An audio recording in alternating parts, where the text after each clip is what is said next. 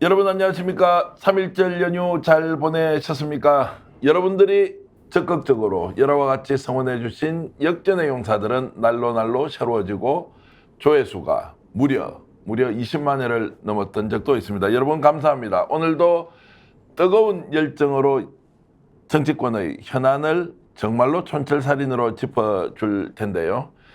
오늘은 역전의 용사들 외치지 않고 역전의 용사들의 진가를 직접 보여드리도록 하겠습니다. 변희재 미디어 워치 대표고문 오셨습니다. 어서 오십시오. 네, 안녕하십니까. 네. 오랜만에 양복 차림입니다. 역시 학자에서 정치가로 변신해서 완전 성공한 그러나 지금은 조금 애매모호하게 활동하고 계신 우리 김종대 부국의 강철 이빨 오셨습니다. 안녕하십니까, 김종대입니다. 예. 수없이 많은 사람으로부터 총선 출마 제안을 받고 있지만 여전히 몸값을 높이고 있는 노영희 변호사 오셨습니다. 어서 오십시오. 네, 안녕하세요. 예, 지난 주말 잘 보내셨죠? 네. 노영희 변호사 어디 출마 제안 많이 받고 계실 텐데 결정을 하셨나요? 아니면 여전히 고민 중인가요? 제가 원래 절대 정치는 안 한다는 게 원래 제 모토였는데 계속 마음이 계속 이제 하도 제안을 많이 받아가지고 좀 마음이 계속 바뀌고는 있습니다. 근데 결정적으로 제안을 어디 받았다가 이제 그게 조금 잘 안 됐다가 그냥 그런 상태입니다. 예. 예.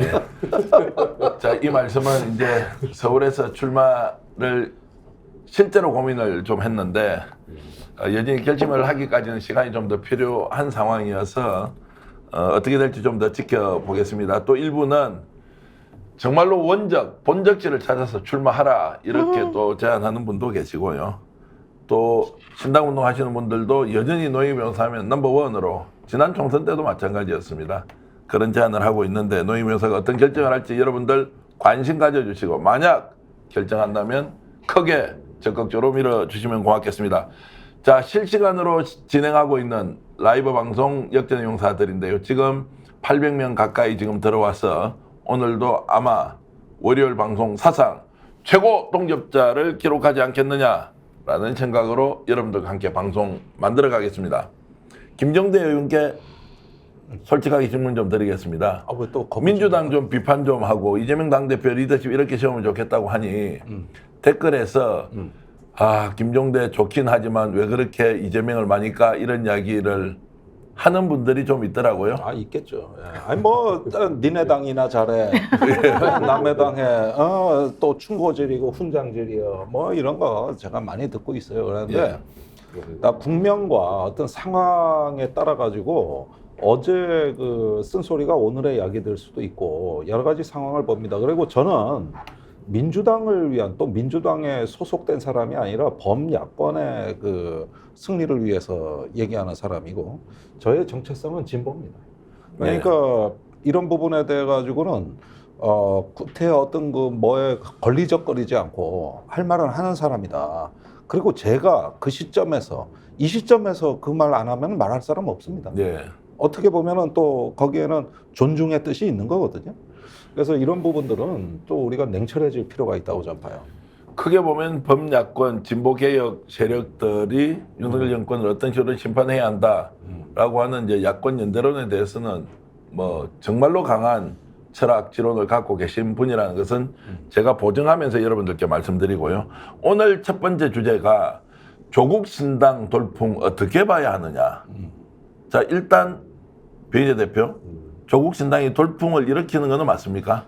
아니, 조국 신당은 작년 10월 여론조사 때 가상 창당을 예견했을 때도 이미 10%, 11%가 나왔었던 정도입니다. 그러니까 조국이라는 사람의 브랜드와 그리고 지금 현재 이 김어준 방송에서 엄청나게 지금 지원하고 있거든요. 이거 봤을 때 10% 이상은 이미 예정됐던 거죠. 네. 근데 최근에 여론조사에서는 22%가 나온 것도 있고요. 22%. 17% 나온 것도 있는데 그건 지금 민주당의 지금 일대 혼란과 민주당의 실망한 층의 이탈 이런 효과가 있는 거여서 최소한 지금 나올 만큼 나오고 있는 겁니다. 예. 김정대 의원께 이어서 좀 질문을 드리면 당원이 지금 53,000명 초고속으로 급증했다. 그리고 아마도 6만 명, 7만 명까지 갈 수도 있다. 이러면 이게 일종의 돌풍으로 구조화가 된다. 계속 총선까지 간다. 그리고 범야권 세력의 결집을 어쨌든 주도하고 있다 이렇게 볼 수 있습니까? 예, 5만 3천 당 아니면 아마 이준석 개혁 신당을 가까스로 조금 이미 추월한 것 같고, 네, 그리고 저기 정의당 최전성기 때 당원 숫자입니다. 그러니까 이게 불과 한 달 만에 이렇게 됐다는 거는 대단한 돌풍입니다. 요 상황 자체는 저는 일단 돌풍이라고 인정을 할 수가 있는데, 여기서 잘 봐야 될 게 이거예요. 지금 저기 조국 신당 같은 경우는 지역구 출마자가 없어요. 그러니까 무슨 얘기냐면은 다들 이렇게 그래도 지역구를 내면서 비례와 지역구를 갖다가 배합 전략을 쓰는데, 아무래도 지금은 순수 비례정당으로 갈 가능성이 크고, 그 다음에 지지율이 높은 데서 그걸 받아낼 사람들이 다 세팅이 안 돼 있어요. 그러니까 이 정도면 예를 들자면 지금 한 15명 의원까지도 가능하거든요. 그 정도나요? 아, 그렇죠. 예, 17에서 20%라 그러면은 그냥 단순 계산으로 15명입니다. 예. 그러면은 그 지금 우리가 아는 사람은 조국 신장식 둘밖에 없거든요. 출마 예정자가. 근데 2호 인재 영입했잖아요. 아, 인재 영입이 이제 됐고. 이호 인재영입이 누구였죠? 이햄이라고 그 구글 여자분인데 예. 아마 비례 1번 받지 않을까 싶어요. 그래서 예. 그러니까 조국 신당이 돌풍을 이어가려면은 계속 영입이 이벤트가 돼야 되는 거거든요. 예. 근데 일단은 저기 당을 먼저 띄워놓고 차차 채워나가는 방식이기 때문에 지금 굉장히 촉박할 뿐더러 내부에서 이 전국 단위 선거를 지도해본 사람이 또 없단 말이에요. 그러니까 이런 문제들을 돌파하는 데서 몇 가지 어려움은 닥칠 겁니다. 그래서 이런 부분들이 이제 앞으로 조금 더 지켜볼 여지가 있다고 보여지고, 단지 지금의 어떤 돌풍은 뭐냐 하면은 제일 선명한 당이 조국 신당이에요. 예. 뭐 이런저런 기득권에 걸리적거리는 거 없고, 그 다음에 저기 일단은 검찰 독재 청산이라고 하는 선명한 이슈로 결집을 해 있기 때문에 딱 봐도 잘 싸울 것 같은 거예요. 네. 그러니까 호남 같은 데서 지지율이 높은 이유가, 민주당 요즘 뭐 여러 가지 뭐 조금 저기 말썽이 많은데 오로지 싸우는 거 하나만 고민하고 치고 나가는 게 조국 신당이거든요. 그러니까 그 선명성 때문에 호남 같은 데 반향이 일단 큰 거예요. 그래서 여기서 일단 자꾸 어떤 그 남풍이 불어가지고 저기 뭔가 그래도 조국 신당에서 일단은 민주당의 지지부진함을 다소 보완하고 넘어설 수 있다는 기대 심리가 지금 지지율에 상당히 견인을 하고 있다고 보여집니다. 그러면 민주당은 이렇게 벌어지는 상황 좋은 겁니까? 안 좋은 겁니까? 노영민 변호사? 사실은 이제 많은 분들이 그래도 민주당으로 몰빵해야 된다는 얘기를 그동안 했었는데요.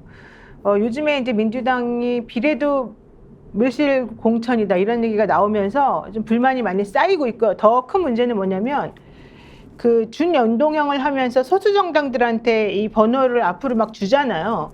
그러니까 30명까지 비례번호를 주기로 하면서 앞에 10명, 그 소수 정당 10명을 퐁당퐁당으로 넣기로 했단 말이에요. 그러니까 민주당 사람들이 아닌 소수 정당 사람들에게 열석을 어쨌든 주기로 돼 있어요. 그러면 앞에 열석 플러스 민주당의 열석이 앞에 20명이 글로 들어가게 되니까 민주당 사람들이 원하는 사람들이 안 들어가는 거예요. 그러니까 민주당을 지지하는 사람들이 불만이 많은 거예요. 내가 민주당을 찍어주고는 싶지만 라인업이 마음에 안 드는 거예요. 그런 데다가 지금 민주당이 비례를 주는 그 멤버들은 사실은 이 조국 신당도 물론 지금 라인업이 정확히 짜여져 있지 않아서 지금 신장식이나 조국 장관 정도는, 조국 대표 정도는 마음에 들겠지만 나머지는 아직은 누구가 들어올지 몰라서 좀 그러긴 해요.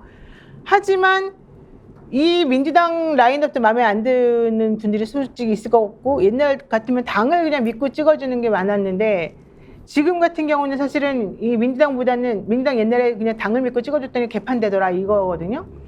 그래서 오히려 이제는 라인업을 보고 찍어줄 가능성이 더 많아졌어요. 그래서 이제는 무조건 비례라고 해서 그냥 지역도 민주당 비례도 이렇게는 안 찍어줄 것 같고, 라인업을 보고 마음에 들면은 조국 쪽으로 비례를 찍어줄 가능성이 높아진 거예요. 그래서 저는 오히려 그런 것보다도 비례랑 지역을 따로 찍어줄 가능성이 이제 더 많아졌다고 생각을 하고, 차라리 그럴 것 같으면 신당들이 많이 생기면서 라인업을 제대로 짜서 해주는 게 맞을 것 같아요. 그래서 저도 사실은 어떻게 했냐면, 제가 그 조국 대표한테 어제 문자를 보냈어요. 어제가 창당대회 한 날이었잖아요.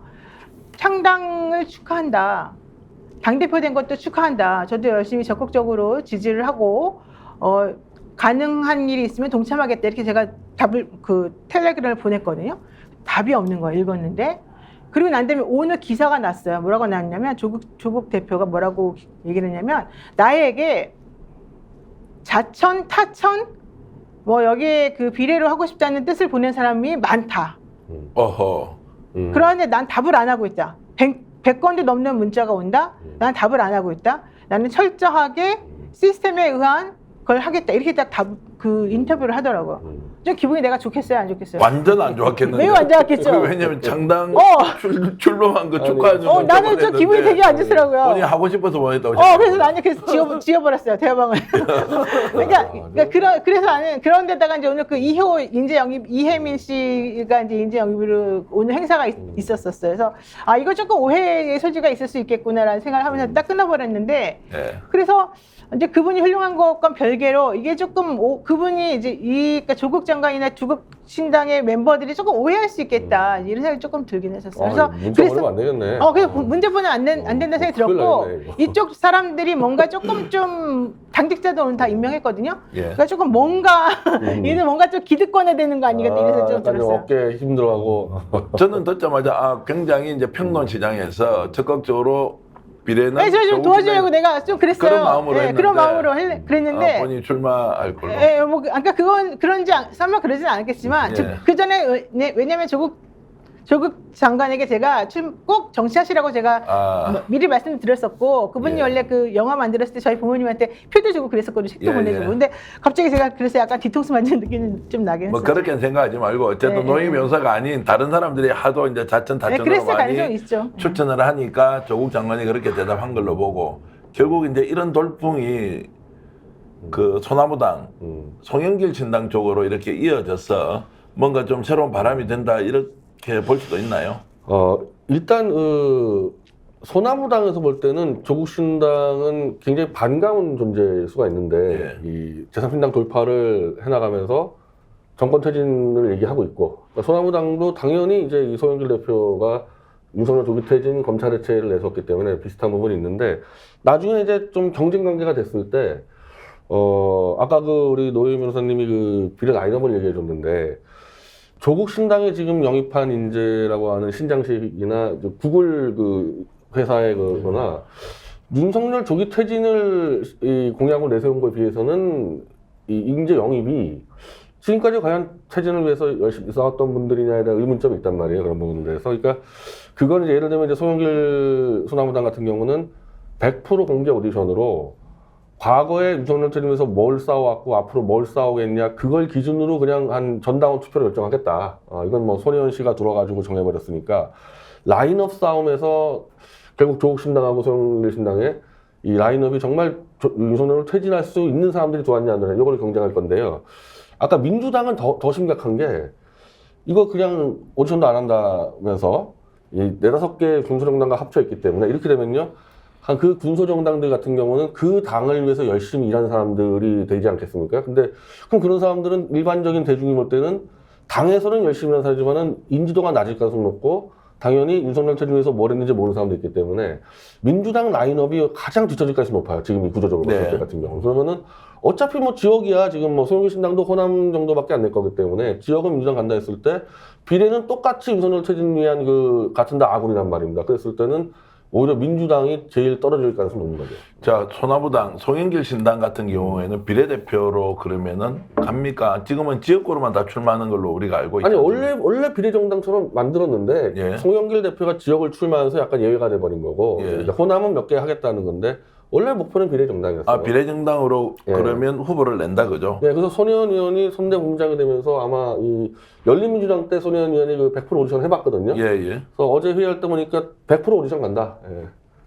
그러면 이제 비례정당까지 간다. 이제 비례대표 후보를 낸다. 지금까지는 지역구 호남에서 소위 말하는 뭐 수박 공천 있는 지역구, 기득권 강화 공천 지역구에 찾아가서 맞짱을 뜨겠다 이렇게 했는데 이제 국회의원으로 오히려 비례가 더 중요하고요. 그러니까 비례 플러스 지역을 같이 해줄 것 같아요. 지역은 송영길 대표를 하고 호남 중심으로 좀 하는 거 정도. 그리고 이제 시청 여러분께 말씀을 드리면 K정치혁신연합이라고요. 오늘 이제 아마 국민들을 상대로 국회의원 후보들을 뽑는 공고를 올렸더라고요.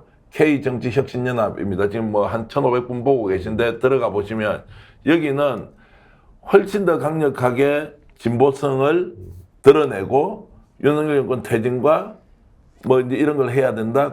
그래서 신청한 국민들을 오디션 방식으로 뭐 사전조사 또는 그 예선전, 본선 이렇게 하면서 지금 국회의원 후보를 8명까지 일단 이제 등록을 하겠다고 이렇게 이제 가는 걸로 보면 김 의원님 어떻습니까? 이제 이런 방식으로 여러 세력들이 각각 진보성을 내세워서 비례 국회의원 후보를 내겠다. 이제 이러면 평소에 말씀하시던 거대한 야권 단일 연대체가 만들어진다 이렇게도 볼 수 있나요?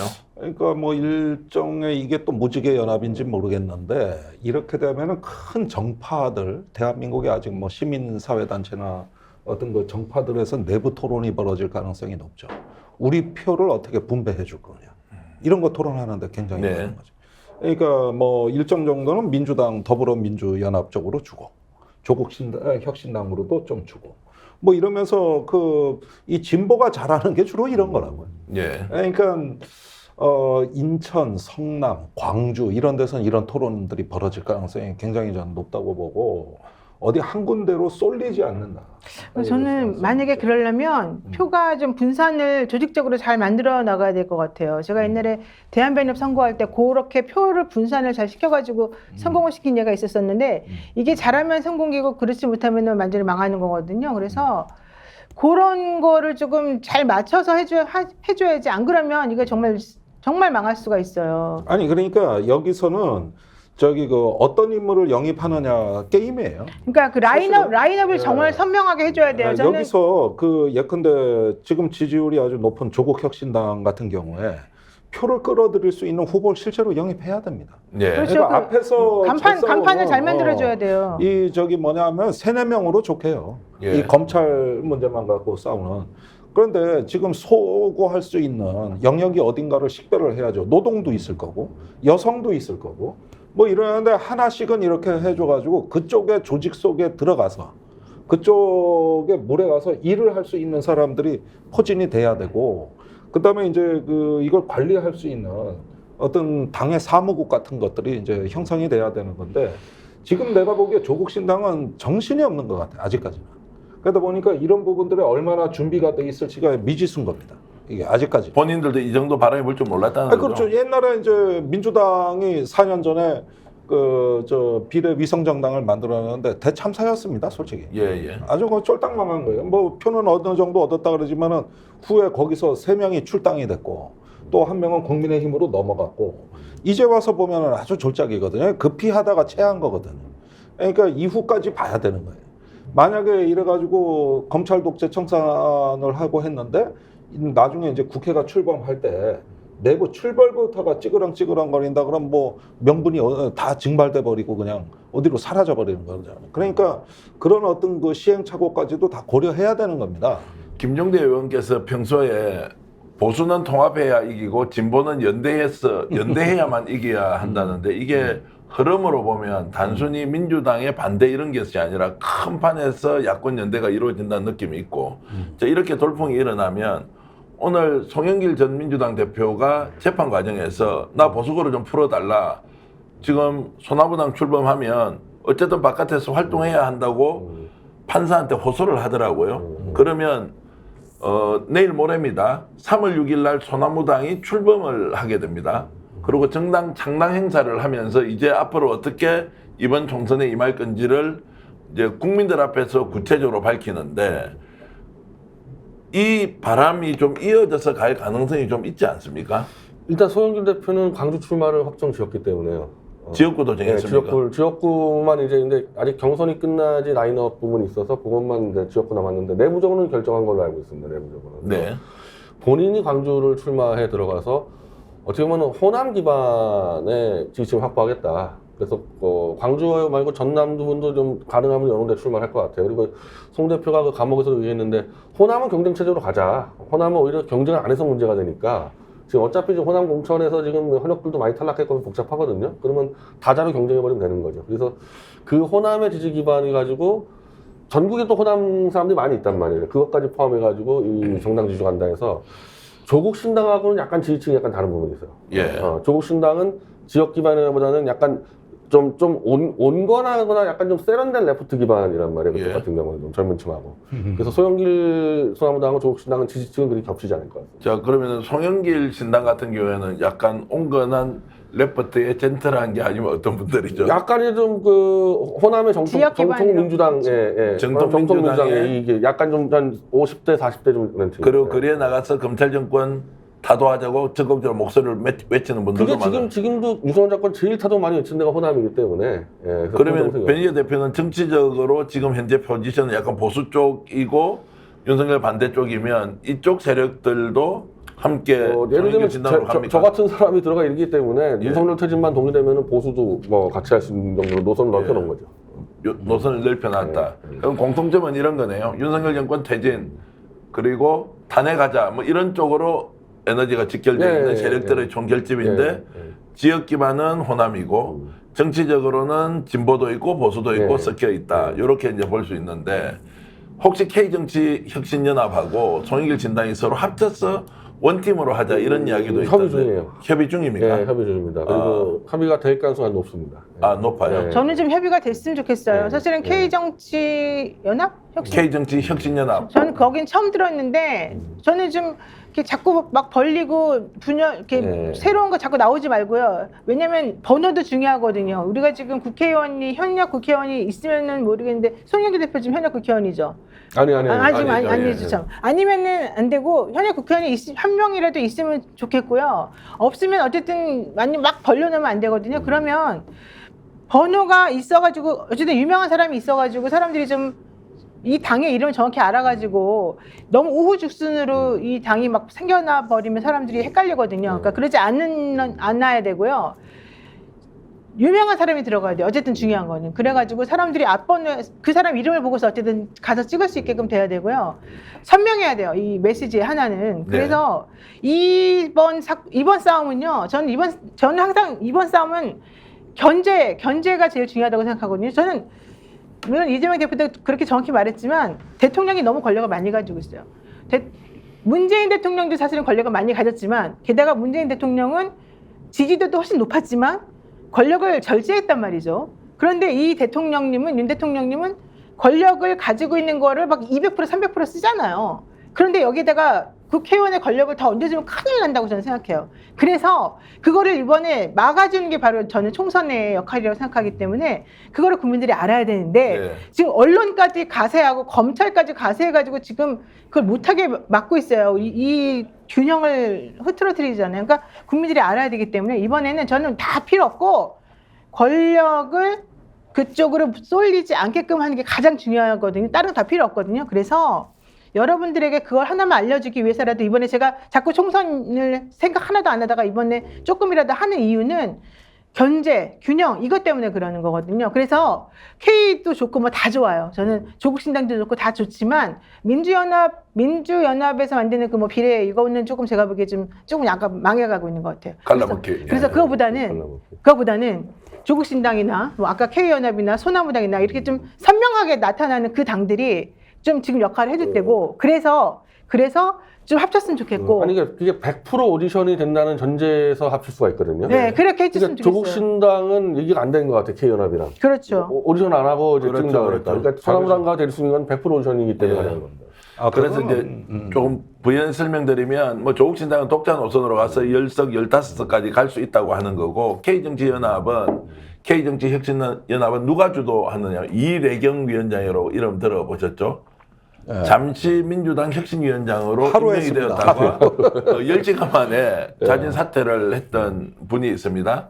원로 지식인이기도 하고 기업가이시기도 한데 이래경 위원장이 중심이 되어서 100% 국민 오디션 방식으로 시민이 주인인 국회의원을 뽑자 뭐 이런 기치를 걸고 했는데 민주당에서 사실상 거절을 당했죠. 그래서 나눠먹기처럼 지금 이제 비판하니까 흥행이 안 되잖아요. 앞에 10명 주고 뒤에 10명 우리가 챙겼다 그러니까 야 이게 무슨 민주야라고 하는 부분에 반대를 하면서 K정치혁신연합을 만들었고 소나무당 즉 송영길 신당과는 긴밀히 협력을 하면서 우리도 그러면 제대로 후보를 한번 내보자 합의해서 이런 논의가 있는 걸로는 알고 그럼 있는데. 지금 여기 있는 사람들이 나서요. 김종대 의원님 나서야 되고 변희재 대표 나서야 되고 우리 스픽스 나서야 돼요. 나서요. 왜냐하면 이분들이 지금 어쨌든 말을 그동안 해왔잖아요. 본인들이 네. 책임을 져야죠. 정전 대표 나서야 돼요. 하는 걸로 제가 아, 역할을 그래 하고 역할을 이렇게 해야 돼요. 방송에서 말씀하시는 역할인데 노희 변호사 같은 분은 뒤에서 역할하고 있는 걸로 다 노희 변호사님 같은 분은 출마를 하셔야 되지. 거기에 선수로 그래야 이게 국민들이 아니 나는 선명하게 역할을 해서 뭔가 책임을 져야 된다고 생각하니까 여기서 김종대 의원님이 나선다 그럼 나도 생각해 볼게. 나서요. 아니 그러니까 정의당 지금 이게 이제 정의당 나와야죠. 이제 나와야죠. 정의당에서 무슨 녹색 정의당 0% 나왔잖아요. 본인이 거기 왜 들어가 있어요. 나와서요. 저는 이제 국민들이 무섭기도 하고 대단한 게 이게 민주성을 확보하고 있느냐 아니냐, 나눠먹기냐 아니냐, 국민 경선이냐 아니냐 이제 이런 것들이 과거에 비해서는 정당의 힘보다 국민들을 어떻게 설득하는 논리에서 움직이는 게 너무너무 강하다. 두 번째, 이번 총선의 최종적인 키워드가 뭐냐? 정권 심판인데 누가 정권 심판을 할 수 있느냐는 그 책임자 싸움에서는 결국엔 조국이 훨씬 더 앞서고 있다. 이제 이런 것들이 저는 민주당에서 정말로 깊이 받아들여야 하는 현실이다 이렇게 보고요. 저 노희 변호사가 조금 전에 김종대 전 의원님 탈당하고 나와서 나오세요, 진짜. 국민경선 참여하라는데 답변 좀 해주시죠. 제가 몇 년째 뭐 비슷한 고문을 당해왔습니다만. 비슷한 고문. 예. 근데 그런 식으로 탈당에 옮기는 거 김종대 정치 아닙니다. 저는 네. 죽어도 한 당에서 뼈를 묻고, 고향집 늙은 부모님 산소는 늙은 소나무 하나가 지키던데 저는 마지막 늙은 소나무가 될 거다. 그러니까 이 이야기는 뭐 그런 정도로 접고, 그 K정치연합은 뭐냐면은 제가 이제 옛날에 동아투위 출신의 이부영 선생이라든가 예. 또 일부 통일운동 했던 원로라든가 이렇게 해가지고 시국회의를 만든 게 그 모태입니다. 그러면서 이걸 갖다 국민 배심원제로 해가지고 이 구상을 진즉에 했었는데 그걸 구상했던 장년은 이때 신당이 나올 거라는 흐름이 전혀 없을 때예요. 네. 그때는 아예 선거제가 병립형으로 간다는 관측이 우세했고, 그다음에 지금 이런 조국 신당이라든가 뭐 심지어 이준석 신당까지도 아직 말이 없을 때, 그때부터 이제 하나의 구상이 싹 텄다고 볼 수 있고, 그분들이 연동형을 만든 거야. 이게 이제 숨은 얘기인데, 분명히 민주당이나 이재명 대표는 연동형을 이제 포기하고 병립형으로 국민의힘하고 합의를 하려는 흐름이 분명히 존재했습니다. 오히려 그게 다수였어요. 그런데 거기서 그 원로들이 찾아가가지고 만약에 병립형으로 간다면 다음 대선은 없다. 그러면서 단식 투쟁까지 하겠다. 그러면서 이렇게 세운 게 연동형이고 그분들이 오늘날 이 판을 짜신 분이라고 보면 되는 겁니다.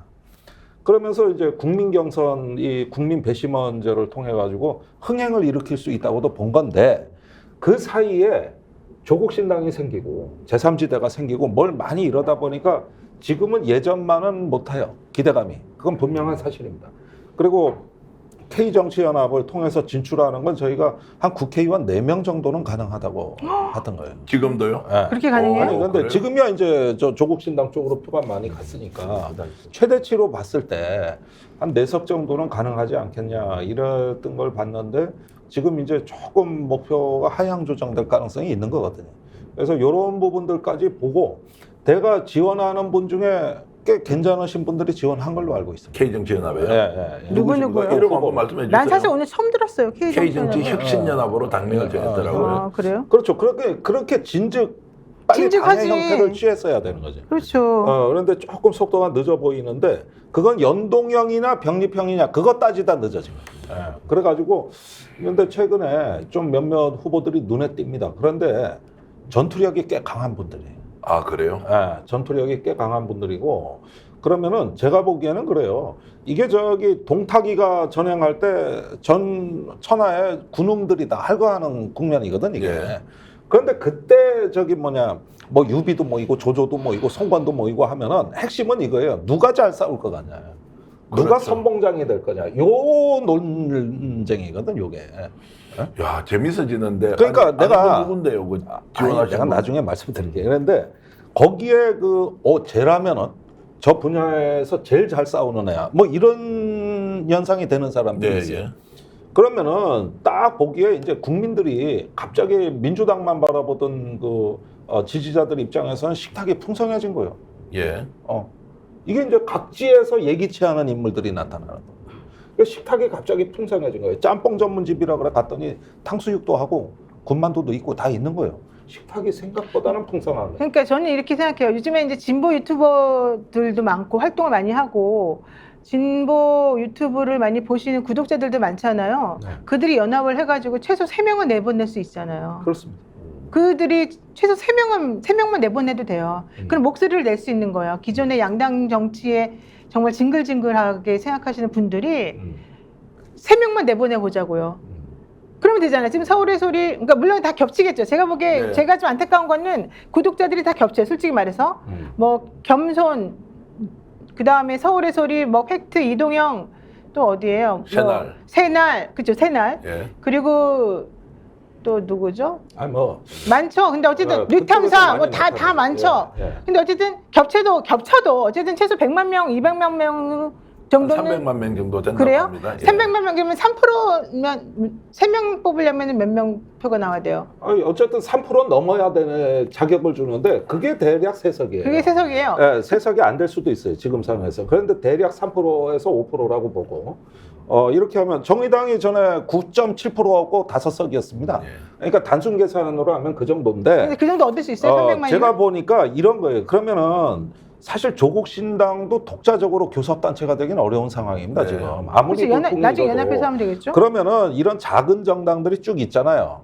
신당도 있고 진보 정당도 있고 쭉 있으면은 언제 한번 모여가지고 공동 교섭단체 공약을 내야 돼요. 아, 그러니까 그렇죠, 이게 이제 그렇죠. 특검연대로 가는 예. 이제 그 진보의 작은 영웅들의 연합 전선이 이제 여기서 탄생을 하는 건데 제가 제시하는 비전은 뭐냐면은 자 진보 정당이 있다, 위성 정당이 있다, 신당이 있다. 그런데 나중에 다 민주당으로 흡수되는 것보다는 민주당의 왼편에서 예인선 역할을 하고 등대 정당 역할을 한다면은 우리가 나중에 각자 선거를 뛰고 22대에서 공동 교섭단체를 만들자고 공약을 같이 내는 거죠. 이렇게 하면서 서로 파일을 이제 키워가고 같이 지키는 이런 걸로 해가지고 아니 그냥 메뉴판이 그냥 뭐 별의별 게 다 있어도 그걸 유권자들한테 우리가 이렇게 약속을 해주는 이런 거고 거기서 이제 김건희 특검하고 최수근 특검에 대한 정책 제휴가 들어가야 되는 겁니다. 네. 그러니까 윤석열 정부를 3년 안에 끌어내리겠다 그랬잖아요. 그럼 어떻게 하겠냐 이게. 근데 내가 보기엔 특검이 기다리고 있거든. 그러면은 이런 특검에 대해 가지고 공동 교섭 단체를 만들어야 국회 의사결정하는 그 테이블에 들어가서 이 특검 밀어붙이고 민주당을 우리가 견인해 끌고 가겠다. 이게 되는 거요. 그것까지 다 내놓자 이거지. 그것까지. 아니 그러니까 김종대 의원 같은 분이 정의당을 고집할 게 아니라 원내로 들어가야지 그런 게 가능해지잖아요. 그러니까 본인이 하면 되잖아요. 정의당에서 비례대표 나갈 수 있지 않습니까? 안 된다니까. 이분이 그게 안 된다니까. 정의당에서 녹색 정의도 0% 나왔다니까요. 그러니까 두 가지 말하잖아요. 정의당이 지금 약간 게다가 상승하고 있어서 내가 아니요. 나가면 녹색 조금 정의당에는 지금 이분을 품어줄 사람이 없다니까요. 여기 지금 마이너예요. 여기 안에서. 아니 그런데 너무 적나라하게 그런 건 얘기하지 아니, 마시고 굉장히 이 정치는 토론의 공격이 약간의 높아지고 있어요. 모호성을 적나라하게 남겨놔야지. 얘기하니까. 그렇게 또 하면 안 되고 녹색 정의당은 제가 보기엔 그래요. 자 지지율이 몇 프로냐의 문제가 아니라 녹색 정의당은 기후 정치로 승부 봐야 되는데요. 제가 보기엔 지금 어떻게 보면은 지금 정책 공약에서 제일 뒤처진 게 지금 기후 위기입니다. 그런데 지금 농민들이 제일 잘 알아. 지금 전국 각지에서 사과 농사 짓고 그다음에 비닐하우스하고 이분들이 가장 기후 정치에 지금 민감하신 분들인데 이런 부분에서 거기서 털을 닦아야 돼. 그래가지고 녹색으로 승부 봐야 되는 건데 그것도 중요해. 그렇게 해서 되든 안 되든 다 각자 자기 색깔을 갖자고. 그렇게 해서 나중에 공동 교섭 단체로 뭉치면 되지. 형님, 그것도 형님이야. 기후 중요한 거 모르는 국민 아무도 없고요. 왜? 그거는 이제 길게 넓게 이렇게 가져가는 방향은 전적으로 동의하나 지금 현재 이 총선 국면에서 국민들이 가장 원하는 것은 기후 중요한 거 아는데 더 중요한 게 뭐냐? 심판이죠. 심판이잖아요. 선명성이잖아요. 네. 그리고 아무 때나 갈라먹기 하지 마라. 공정한 방법으로 뽑아봐라. 그리고 좋은 인물 국민 앞에 내놔봐라. 그러면은 메뉴 보고 선택해주겠다. 그렇죠. 이게 조국 신당이 지금 이제 국민들이 박수를 보내는 거 아니에요. 그러니까 저도 그렇게 생각합니다. 그러니까 이런 걸 봐야 돼요. 지금은 그 검찰 독재 타도, 뭐 윤석열 심판 이런 데까지는 쉬운 겁니다. 네. 이런 정치는 그렇게 어려운 정치도 아니고 누구나 다 외쳐요. 근데 문제는 솔루션인 거예요. 그런 걸 갖다가 저는 그 선거가 끝나고 22대 개원 전까지 또 개원해서 1년 안에 네. 이런 어떤 전략을 미리 선보이고 전략적으로 연대하고 제휴하고 연결해 나가는 과정은 굉장히 그 고도의 정치이자 창조적 행위입니다. 예. 그래서 이런 부분에서도 총선 그 선거운동 기간에 공간이 열린다니까요. 그게 제가 얘기하는 특검연대고, 그 다음에 이게 왜 중요하냐 하면은 민주당은 덩치가 커서 결단력이 없어요. 보셔서 아시겠지만은 180석에서 시작해 160석 3석인데 지금 여기까지 오기까지 보면은 되는 것도 없고 안 되는 것도 없고 물에 물 탄 것 같고 술에, 이게 왜 이런 현상이 벌어졌냐 하면은 옛날에 민노당 같은 강력한 등대 정당, 소금 정당이 없기 때문이에요. 그 소매를 잡아 끌고 와야 되는 예인선이 있어야 되는 겁니다. 그리고 조국 지금 신당 대표가 그 얘기를 하고 있어요. 민주당 왼편에서 그 얘기를 하겠다고 자기가. 그 얘기는 흡수 안 되고, 민주당에 흡수 안 되고 자기는 그 예인선 역할을 하겠다. 이 얘기를 하고 있는 거란 말이에요. 맞아요. 그게 바로 정의당 역할을 대체하겠다는 말의 뜻입니다. 그러면은 제가 보기에는 혼자 힘 갖고 안 된다는 건 냉정한 현실이다. 그래서 연합 정치를 하겠다. 뭐 이렇게 나가서 판을 키우고 사람을 더 영입할 때도 그런 명분이 좋고, 얼마나 좋습니까? 저는 지금 변희재 대표가 소나무당에서 적극적으로 정권 심판, 검찰 독재 정권 타도 운동을 하고, 그리고 보수의 색깔을 여전히 유지하고 이런 게 너무 좋거든요. 근데 변 대표한테 요즘 변 대표 옛날 같지 않다 막 이렇게 비판들 나오는 거 알고 계시죠? 아니, 옛날 같지 않다는 게 아니고 지금 이재명 대표의 이 방식을 제가 비판을 하니까 옛날 같지 않은 게 아니라 저는 민주당이었던 적이 없었잖아요. 민주당 지지한 적이 없었는데 밖에서 보니까 지금 더 위험하게 가고 있고, 실제로 모든 조사에서 지금 민주당이 위험한 지금 경고음이 울리고 있거든요. 그러니까 그런 경우는 뭐 민주당을 비판도 하지만은 새로운 대안, 어쨌든 민주당과 같이 대체가 되든 보완이 되든 연대가 되든 새로운 대안에 저는 더 기대를 갖고 있는 거죠. 이재명 대표가 그래도 열심히 싸우고 있다는 전제로 좀 부족하다 이렇게 좀 얘기해 주시면 안 됩니까? 그런데 예. 저기 이걸 아셔야 되는 게, 우리가 9.11 테러 때도 극소수의 인물이 테러를 경고했습니다. 예. 일본이 진주만이 기습을 할 때도 1940년대도 미국 내에서 정보기관에 소신 있는 사람들은 그거 경고했어요. 이 악마의 대변자가 없으면 정치는 순식간에 그룹 싱킹이라 그래, 집단의식에 빠져 망하는 겁니다. 네. 우리가 욕을 먹더라도, 나는 변 대표가 욕을 먹더라도, 김종대가 욕을 먹더라도 그게 왜 나쁘냐는 거예요. 예. 사실은 이런 데서 정치가 하나의 생물체로서 나름대로 어떤 진화의 생명력을 갖게 지려면은 우리가 집단 사고에 빠지는 걸 경계하고 경고음을 전달하는 메신저가, 그거 없으면은 진짜 망하는 수가 있습니다. 나중에 허리 부러져요. 그러다 보면은. 네. 그러니까 이런 부분들이 격렬하게 논의될 수 있는 그 공론 수구위를 만들어낼 수 있는 세력이 난 이번 선거 이긴다고 봐요. 네. 지금 국민의힘은 그거 사라지고 있잖아요. 저거는 전제주의입니다, 저거. 자, 그러면 지금 시청자 여러분들께서는 다양한 의견을 주십니다. 김정대 의원 말씀이 옳다, 변 대표 말씀이 옳다, 노희 변호사 말씀이 옳다, 또 거꾸로 그렇지 않다 이런 의견 주고 계신데, 지금 이런 상황에서 제3지대에서 조국신당을 비롯한 소나무당 그리고 K정치혁신연합까지 범진보 연대의 분위기를 만들어가고 있을 때 민주당은 이 부분에 대해서 어떻게 해야 하느냐, 요 질문 노희 변호사께 먼저 좀 드릴게요. 민주당 박수치고 너희들 열심히 해라, 우리는 우리대로 열심히 할게, 요렇게 가야 하느냐, 야 큰일 났다, 민주당 더 똘똘 뭉쳐, 저쪽 무시하고 우리 표 더 모으자, 요렇게 가야 하느냐, 정말 고민이 깊지 않을 수가 없을 것 같은데요. 저는 민주당은 일단은 조금 여유를 좀, 시간을 좀 주고 기회를 좀 줘야 될 것 같아요.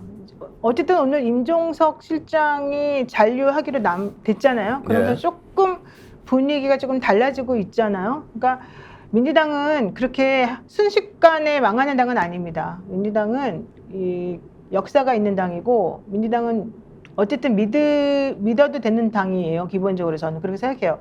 제가 3월 10일 되면 분위기 바뀐다고 말씀드렸잖아요.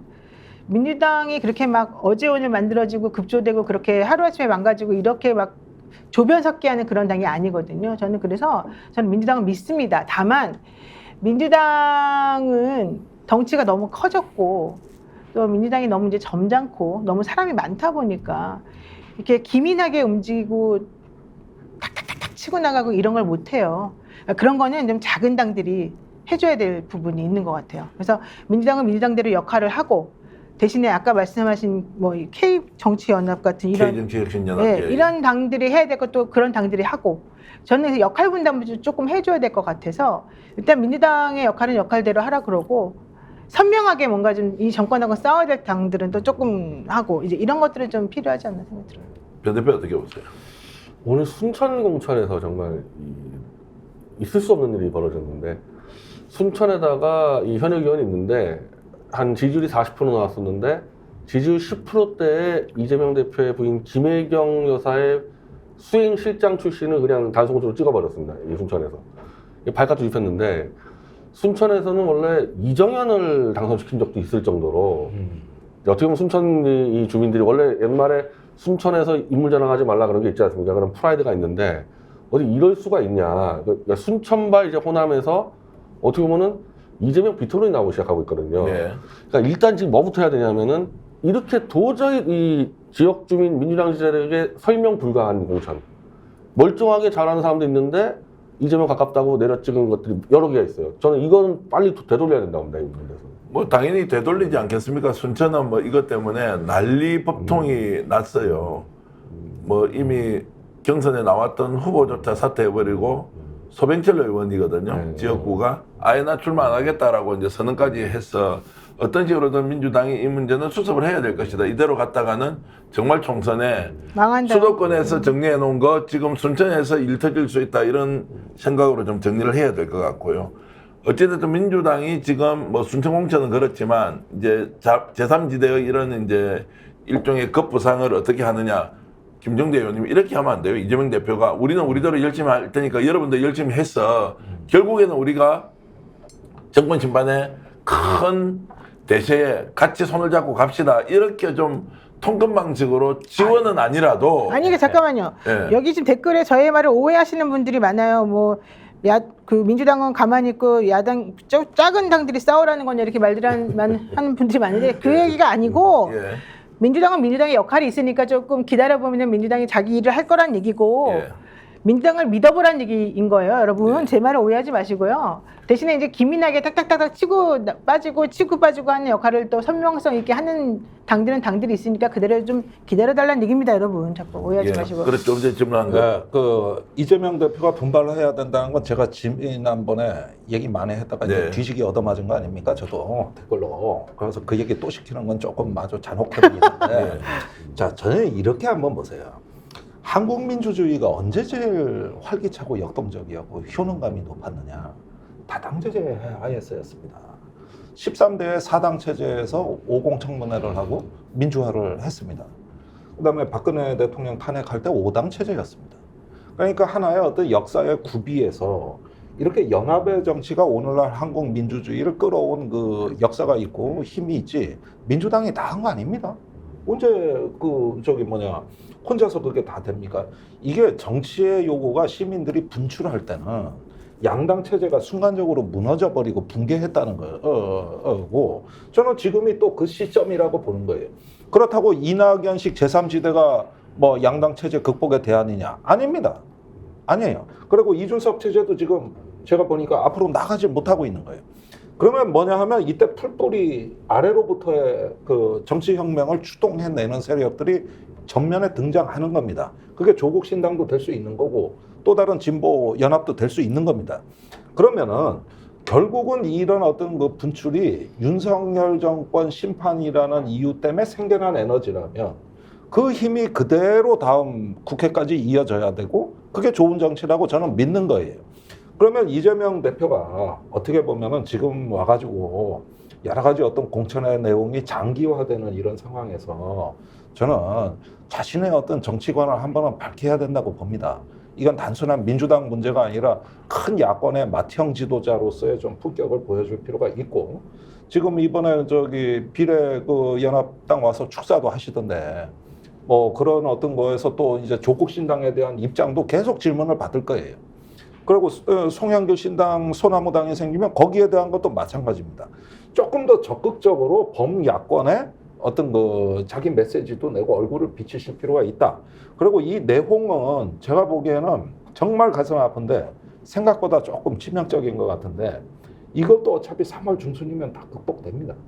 그럼 맞아요. 그 이유를 네. 지금부터 해야지. 여기 이 민주당은 지금 이 공천 내홍 판에서 뭘 하려고 해도 안 돼. 지금은 시기가 아니라고요.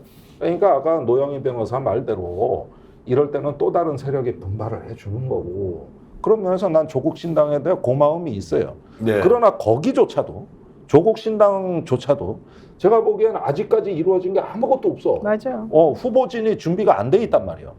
그리고 지역구 선거도 안 나오고 하면 지역에 내려가서 TV 토론 못 나가는 거예요. 계속 공중전만 해야 돼. 이러는 힘의 한계가 분명히 존재하거든요. 제가 여러 번 선거를 봤을 때마다 느끼는 것은 말 그대로 그래도 정당 정치는 지역구에서 주민들하고 스킨십하고 TV 토론 나가서 싸우고 정강 정책을 홍보하는 이 기본은 돼 있어야 되거든요. 근데 이제 지금 조국 신당이 아직까지 거기에 갖춰진 진용이 없어요. 그리고 이런 부분들이 이제 선거가 또 진행되다 보면은 의외로 진보 정당이 선정할 가능성도 높은 겁니다. 그래도 후보를 내니까 지역에 가면 그냥 두 자릿수 후보를 내니까 그걸 무시할 수도 없는 거라. 그래서 이거는 앞으로 3월에 가가지고 얼마든지 뒤집힐 판이 수없이 기다리고 있는데 우리가 여기서 뭐 어떤 특정 정당에 대해 일희일비할 문제가 아니라 이제는 정치의 본질을 생각할 때다. 그런 면에서 전 지금 좋은 기회의 창문이 열리고 있다고 보는 거예요. 지금 말씀대로 보면 이제 뜨는 진보 정당도 있지만 이제 점점점 세력을 잃어가는 진보 정당도 있는 것 같고. 아 그렇죠. 예. 저 녹색 정의당 얘기하시는 것 같은데. 아니 녹색정의당 뭐 이러고 그리고 지금 더불어민주연합은 연합당이지만 거기에 들어가 있는 정당의 좀 그 뭐라 그럽니까 좀 에너지가 이런 게 상대적으로 좀 약해 보이는 갇혀 있는 느낌. 그렇죠. 그래 조금 걱정이에요. 그러니까 이게 연동형을 간다 했었을 때 연동형과 반드시 이 비례의 이 공개 오디션 같은 투명함 이게 예. 같이 갔었어야 되는데 예. 연동형하고 뭉쳐 놓으니까 뭉쳐서 밀실공천하니까 예. 오히려 활발하게 활동했던 기본소득당이나 3인당은 그냥 다 죽어버린 느낌이에요. 예. 이게. 예. 그래서 좀 걱정도 많이 되는데 지금이라도 공개적으로 정말로 인재를 발굴하고 국민들에게 평가받는 그런 제도나 절차를 좀 깊이 민주당 더불어민주연합 쪽에서 고민을 해봤으면 좋겠고 제가 이제 송영길 신당 쪽은 원래부터 그 우리 변희재 대표가 이제 관심도 많이 가지고 있었는데 조국 신당에 버금가는 또는 조국 신당보다는 좀 적긴 하겠지만 소나무당이 힘을 엄청 내고 갈 수도 있다 이렇게 생각을 하시죠. 전 뭐 개인적으로 조국 신당보다 더 앞서갈 거라고 봅니다. 앞서갈 수 왜냐하면 있다. 이게 아까 말한 지역 기반하고 예. 지역 기반의 지역구 공천자가 나가기 때문에 예. 그게 굉장히 클 겁니다. 조국 신당은 그게 어떻게 보면 이제 바닥 뿌리가 없는 거죠. 그러면 지금 출마하겠다는 분들도 실제로 좀 줄을 서거나 호남 같은 경우는 아까 말씀드린 대로 이제 민주당이 이번 주에 호남에서 16%가 떨어졌어요. 갤럽 조사 부분으로. 그리고 오늘 순천 터지면서요. 실제로 민주당에 대해서 호남에서는요. 무소속을 굉장히 많이 지지한 적도 있었고 2016년도 같은 경우는 그냥 안철수 쪽 밀어본 적도 있었고 그냥 민주당만 맹목적으로 찍은 적이 별로 없어요. 호남에서. 그러니까 지금 같은 경우는 이제 다자간 경쟁이 돼버렸거든요. 네. 거기서 골라 들어갈 거기 때문에 저는 소영길 소나무신당이 호남에서 굉장히 큰 성과가 올 거라고 봅니다. 자 그러면 이제 송영길 전 대표가 지금 현재 보석으로 풀려나느냐 아니냐도 굉장히 중요하겠죠. 보석 신청을 했는데 일단은 보석으로 선거 때문에 석방된 사례가 2번에 있었어요. 예. 그러니까 구속이 돼 있었는데 나 출마니까 석방할라 해가지고 2번의 석방 사례가 있었고 이 법리적으로 송 대표한테 유리한 거는 구속되고 출마 준비한 게 아니고 이미 구속되기 전부터 정당 창당을 준비해왔던 기록들이 예. 남아있기 때문에 이거는 이제 참정권 침해하는 거다 재판부에. 그래서 법리적으로는 충분히 석방돼 갈 그 결정은 언제쯤 납니까? 내일 보석 심리를 하는데 3월 6일 날 예. 보석 심리는 한 번 해놓고 판사 마음이에요. 판사 마음인데 오늘 송 대표가 분명히 총선 얘기를 꺼냈기 때문에 최소한 3월 뭐 중순이나 이거 결정해 줘야죠. 뭐 4월 넘어가면 이제 선거 기간이니까. 지금 어떻습니까? 보석 인용 여부에 대해서는 노희 변호사. 글쎄요, 저는 솔직히 그렇게 썩 전망이 밝다고는 못하겠습니다. 예. 그리고 분위기가 좀 그렇죠. 아 쉽지 않은데 이제 않다. 논리는 있다 이거죠. 논리는 있는데 그거 안 맞겠습니까? 그 정권에서. 만약에 보석이 되면 효과가 있을 겁니다. 네. 보석을 해주면 일단 그런데. 나오면서 또 다른 이제 본인이 대안으로서 이렇게 이제 나오는 장면이 있으면은 난 그 효과가 있을 걸로 봐요.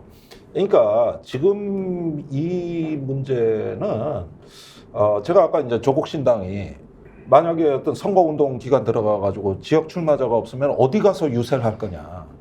유세장이 없는 거거든. 이렇게 되면은 굉장히 그 뒷심이 약해질 가능성이 있기 때문에 대책 세워야 될 거다. 내가 이거는 권고를 드리지만은 여기서 소나무당이 그런 면에서 조금 다른 모습을 보여줄 수 있는 거 아닙니까? 그러니까 뭐 내가 처음부터 광주 지역구 출마로 하고 뭘 하고 이렇게 하면서 이제 선거에 맞춤식에 작더라도 그게 나오면 일단 유세장이 있는 거야. 이게 다른 거라고. 일단 호남은 전 지역구 출마를 목표로 하고 있어요. 그래서 이제 지금 조국 신당이 이렇게 돌풍을 일으키고 소나무당이 어떻게 되겠느냐로 하니까 질문으로 올라오는 또는 댓글로 의견 주시는 분들은 무슨 소나무당이야? 소나무당 3% 하겠어? 조국 신당으로 다 몰아야지 이런 의견 주시는 분들이 있는데 우리가 약간 먼저 나가지만 앞으로 정치가 총선까지 정확하게 이제 35일 정도 한 달 좀 넘게 남았는데 어떻게 될지 여러분들도 좀 관심 가지고 보시면요. 아니 근데 지난달 리얼미터 조사에서 송영길 신당 만들면 지지 의향이 34%가 나왔어요. 호남에서. 호남에서 호남 34%. 나왔어요. 예. 그런 거를 이제 보면 지금은 설마 그럴까 하는데 이제 깊이 관여하고 있는 우리 변희재 대표 그리고 주변에서 보시는 전문가들은 그 바람이 만만치 않을 것이다라는 전망도 있으니까 여러분들 한번 잘 보시고요. 결국 그렇게 뜨면 조국 신당과 송영길 신당 그리고 뭐 K정치연합이 조국 신당, 송영길 신당과 손을 잡는다 이런 상황이 오면 이제 총선 구도가 굉장히 넓어져서 여러분들이 선택할 수 있는 선택지가 좀 더 많아질 수 있다 이런 생각을 이제 합니다. 저는 조금 걱정되는 게 예. 어떤 분이 저보고 송영길 나오는 게 싫으냐 그랬는데 안 싫어요. 저는 되게 좋은데 네. 제가 걱정하는 거는 이제 하나예요. 지금 보수적인 성향을 가지신 분들은 그냥 국민의힘의 위성정당만 찍으면 돼요. 그러니까 표가 다 그냥 그쪽으로 몰리는 거예요. 그러니까 버려지는 표가 없는데 예. 진보적인 성향을 가진 사람들이 비례표를 찍을 때는요. 민주당으로 표가 갔다가 그 나머지 짜투리들이 다 버려지죠. 조국 신당에다가 찍었다가 또 나머지 짜투리들이 버려지죠. 소나무당에 찍었다가 또 짜투리들이 버려지죠. 그 다음에 또 K 정치혁신에 또 찍었다가 만약에 이제 생기면 또 예. 짜투리들이 버려지죠. 그 버려진 표들이 너무 많은 거예요. 게다가 예. 또 진보에 뭐 했다가 그러니까 그런 것들이 너무 아까운 거예요. 그리고 아까 이 호남에서 지금 지역구 내신다 그랬잖아요. 소나무당이 민주당하고 또 갈라먹을 거잖아요. 그럼 또 그 표들이 또 다 찢어지고 또 이렇게 되잖아요. 그러니까 민주당 그렇게 되면 결과적으로는 국민의힘은 다 한 표로 그냥 다 가니까 다 버려지는 표들이 없는데 이 진보나 이 민주당이나 이런 쪽들은 다 버려진단 말이에요. 그럼 결과적으로는 다 이쪽으로 가버리게 되면 나는 그게 너무 아깝다는 거예요. 지금 분위기도 너무 안 좋은데. 아니 그렇게 이제 사표 심리가 이제 자극될 수 있다는 말씀인데 오히려 지역구 선거에서는 호남이 그런 어떤 위험성이 제일 적은 지역이죠. 예. 이제 국민의힘이 당선될 가능성이 없으니까. 그래서 그 부분이 있고 연동형이라는 제도의 특성은 이런 사표 방지 심리를 막기 위해서 설계된 제도입니다.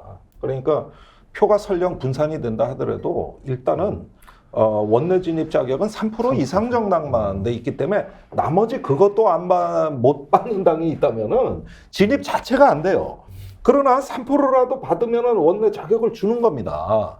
그러니까 여기에서는 사표가 생길 가능성이 별로 없죠. 그러니까 일단은 우리가 왜 연동형을 결정했고 수용했느냐는 기본 취지를 수용한다면 믿고 가는 겁니다. 아니, 그러니까 저는 그리고 그런 거에서 시민들이 전략 투표를 다 해주실 거라고 난 보는 거예요. 그러니까 저는 그래서 제가 제안하고 싶은 거는 그냥 가급적이면 진보적인 성향을 가지신 분들끼리 당끼리 그냥 합치자는 거예요. 그래서 소나무당하고 K정치혁신연합하고 자꾸 합치고 가급적이면 다 그냥 합치자는 거예요. 그러니까 근데 이쪽 복잡성은 사실은 네. 이제 네. 이 조국신당도 그렇고 소나무당도 원래는 민주당 중심의 비례연합으로 들어가겠다고 했는데 민주당이 안 받았어요. 그러니까 그렇게 합치고 네, 안 받아서 바깥에 저는 있는 그리고 거거든요. 의원들을 분들 한두 명이라도 이번에 선거 안 나가시는 분들 있으면 꼭 여기 좀 모셨으면 좋겠어요. 근데 좋은 말씀이고요. 제가 이제 듣기로는 소나무는 내일 이제 창당대회를 하잖아요.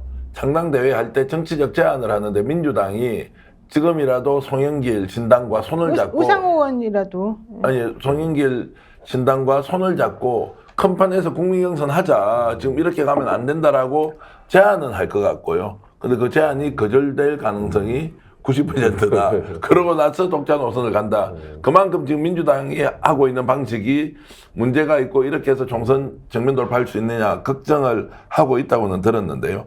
자, 이 말은 결국 그만큼 정권 심판론에 대한 국민들의 여망이 여전히 높다 이렇게 반영하고 있는 거죠. 그러니까 국민들이 윤석열 정권 심판은 70%가 사실 거의 유지되고 있고요. 지금 윤석열이 뭐 떴다 그러는데 그것도 역시 이제 의사들의 문제하고 이 민주당의 반사이긴 거고 심판하고 싶은데 방법론 가지고 지금 이제 걸려 있는 거죠. 이게 지금까지는 민주당에 기대를 걸었는데 이것만 갖고 안 되겠구나. 그래서 이제 다른 방법론을 찾는 과정이기 때문에 4월 10일 총선 때까지가 정리가 되면은 다시 총선 때 이 윤석열 심판론이 다시 올라올 거라고 봅니다. 올라온다. 네. 오늘 대구에서 윤석열 대통령이 와 무슨 대선 공약 하듯이요. 뭐 대구 경북 이제 큰일 났습니다. 큰일 난 게 아니고 너무너무 좋아지겠더라고요. 막 이야 신공항에 뭐 지금까지 생각지도 공항 못한 산업단지 뭐 항상 아니 그러니까 제가 이상한 게 대통령이 총선 한 달 전에 지역을 저렇게 돌면서 공약을 해버리잖아요. 이거 그냥 선거법에 문제 있다 하더라도 전혀 개의치 자, 않고 제가 하나 예. 말씀드릴게요.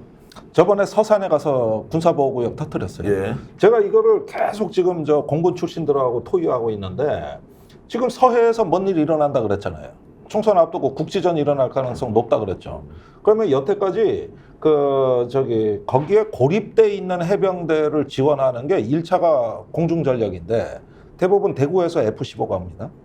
그런데 이거를 공중 지원하려고 하다 보면 공대지 미사일을 달고 따야 되는데 그러면 중량이 확 늘어나서 와봤자 30분 이상 거기 대기를 못 한다고. 바로바로 뜨고 내려야 돼요.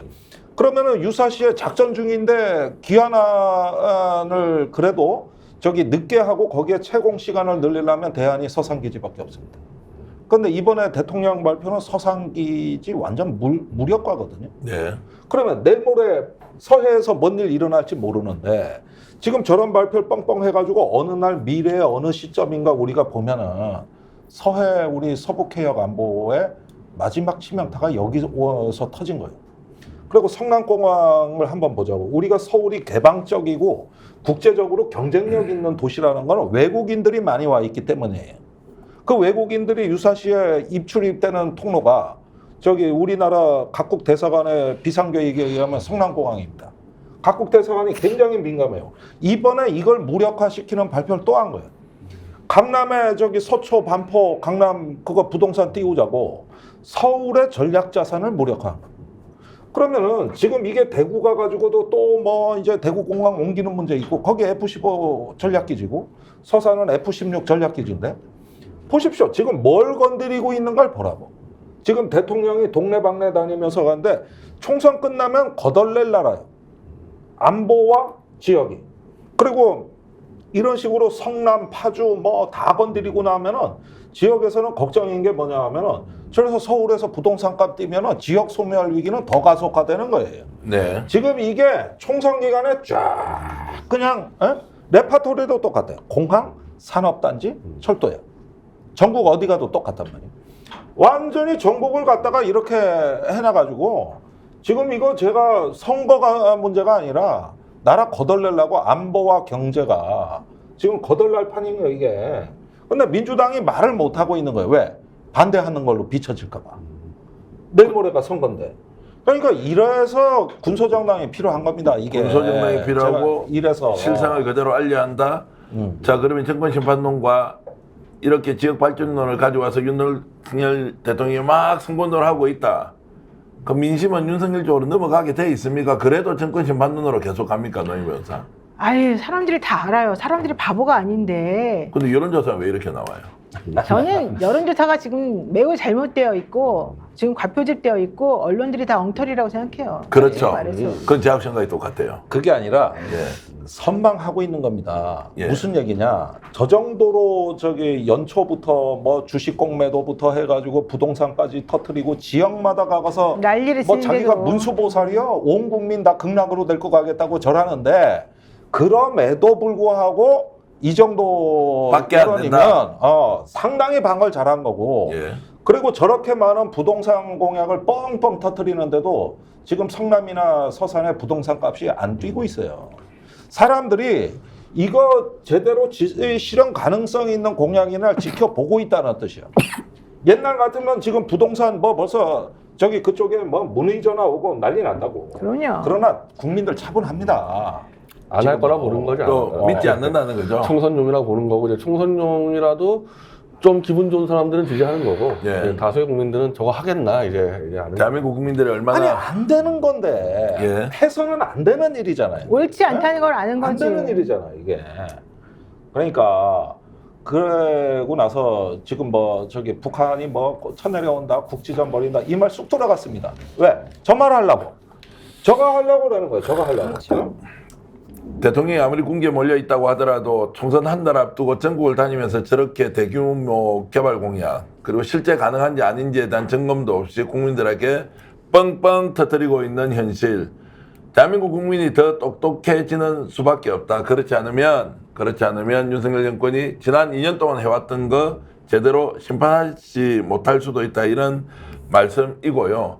오늘 이렇게 역전용사 4사람이 모여서 여러분들과 함께 토론할 때 무려 2,200분이 들어와서 여러 가지 의견 주셨는데요. 요즘 약간 이런 성향의 방송하면은 동접자 많이 떨어진다고 하는데 역시 역전의 용사들이 모이니까 다르다 이런 게 하나 있었고요. 두 번째는 여러분들의 댓글이 좋은 말씀으로 매우 다양하다. 조금 나쁘게 말씀드리면 야 욕도 하고 칭찬도 하고 막 이런저런 것들이 막 섞여 있다. 그러나 스픽스는 늘 살아있는 방송 여러분들의 목소리를 듣고 또 반영하고 토론하면서 여러분들이 좀 더 지혜롭고 그리고 유권자로서 정말 국민 주권을 행사하는 국민으로 정말로 가기를 바라면서 오늘 방송 여기서 마치는데요. 끝난 거 아닙니다, 여러분. 잠시 후에 왜 우리는 탄핵을 하지 못하고 탄핵 열기가 식고 말았는지에 대해서 대한민국에서 가장 열심히 탄핵 운동을 진행하고 있는 안진걸 민생연구소장과 박영선 민생경제연구소 언론위원장을 모시고 저희들 2부 특별 인터뷰 이어갈 텐데요. 잠시 광고 보고 오시지만 저희 스픽스를 사랑해 주시는 분 떠나지 마시고요. 끝까지 남아서 정말 재밌는 인터뷰 30분만 더 봐주십시오. 자, 세 분 고생하셨고요. 잠시 광고 보고 다시 돌아오겠습니다. 고맙습니다.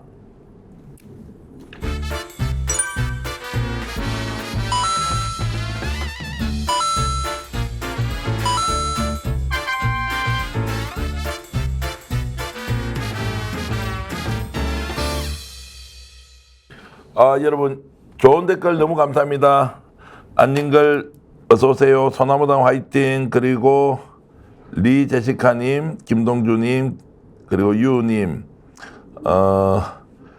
여러분들이 좋은 댓글 주셨고요. 지금 2부 토론 이어가는데요. 오늘 여러분 깜짝 놀랄 만한 소식도 준비하고 있습니다.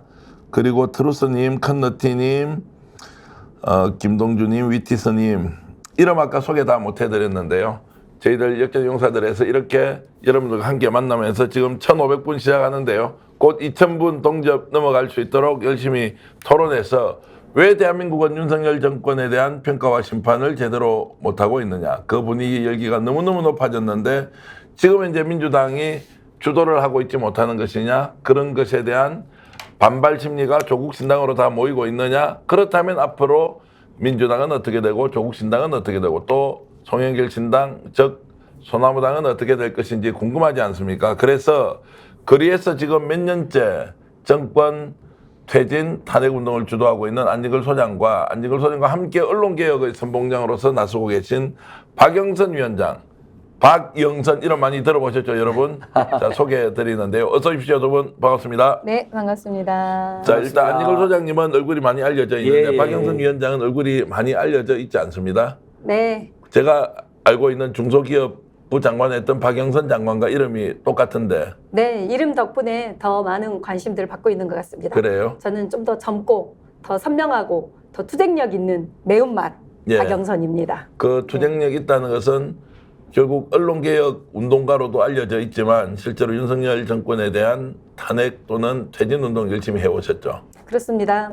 안진걸 소장님과 함께 거리에서 시민들의 분노한 민심들, 경제 실정, 그리고 민주주의 훼손, 그리고 국가 안보 위기, 평화를 위협하는 이 윤석열 일당들의 분노하는 민심들 지금 현장에서 늘 함께하고 있습니다. 아, 최윤님께서는 그 박영선이 아니어서 천만 다행이다. 그분은 그분대로 뭐 우리 사회에 충분히 인정과 존경을 받고 있고요. 뭐 동면이기는 하지만 사실 정치 경험이나 경력으로 보면 뭐 박영선 위원장도 결코 뒤처지지 않는데 지금 국회 보좌관 생활 오래 하셨고 장관정책 보좌관 또 하셨고 네, 네.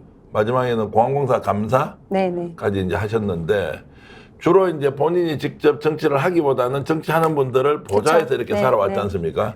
있었으나 있지 않은 듯 보이지 않는 일을 해왔던 것 같은데요. 저는 이제 KBS 노동조합에서 상근하면서 KBS의 독립성 그리고 예. 공정방송을 위한 활동, 그다음 정권으로부터 독립적인 방송을 만들기 위해 방송법 개정 투쟁 등을 하는 8년간 KBS 노조 상근 활동가로 했고 또 MB 때 종편 저지 투쟁의 최전선에서 미디어학법 저지 투쟁을 했던 조중동 방송 반대를 전면으로 했던 미디어 활동가로도 활동해서 미디어 활동가로 12년 또 국회 노회찬 의원의 초대 보좌관으로 삼성 엑스파일 폭로, 검찰과 언론의 유착관계를 폭로했던 그런 노회찬 의원님의 초대 보좌관으로 활동을 해와서요.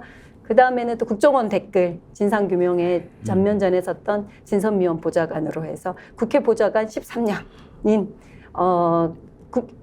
언론과 입법부를 모두 두루 경험해본 준비되어 있는 사람입니다. 아, 이렇게 하시니까 본인 꼭 뭐 총선 출마하시는 문제로 하는데 저는 박영선 위원장 얘기할 때는 우리 그 양채원 PD가 이 방송 전체를 총괄하는 PD신데요. 박노원 감독과 자막에 저 이름은 안 넣어줘도 되고요. 안진걸 소장도 안 넣어줘도 되지만 박영선 위원장이 나올 때는 박영선 위원장의 이름 자막을 좀 많이 내주시면 아 이분 누구야 이렇게 이제 할 텐데요. 자막이 그게 강하다면 박영선 장관이 아님 박영선 민생경제연구소 언론위원장임 이러면 좋을 것 그런 같아요. 것은 이제 안진걸 TV에서 하시고 저희들은 아님 이렇게는 할 수 없으니까 어쨌든 본인의 이제 일액을 좀 소개해 주시면 고맙겠고 이제 언론운동 오래 하셨다는 부분만 좀 질문하면 부친께서도 해직 언론인 출신이라 그러더라고요. 고향이 광주시죠? 네, 전남 광주고요. 예.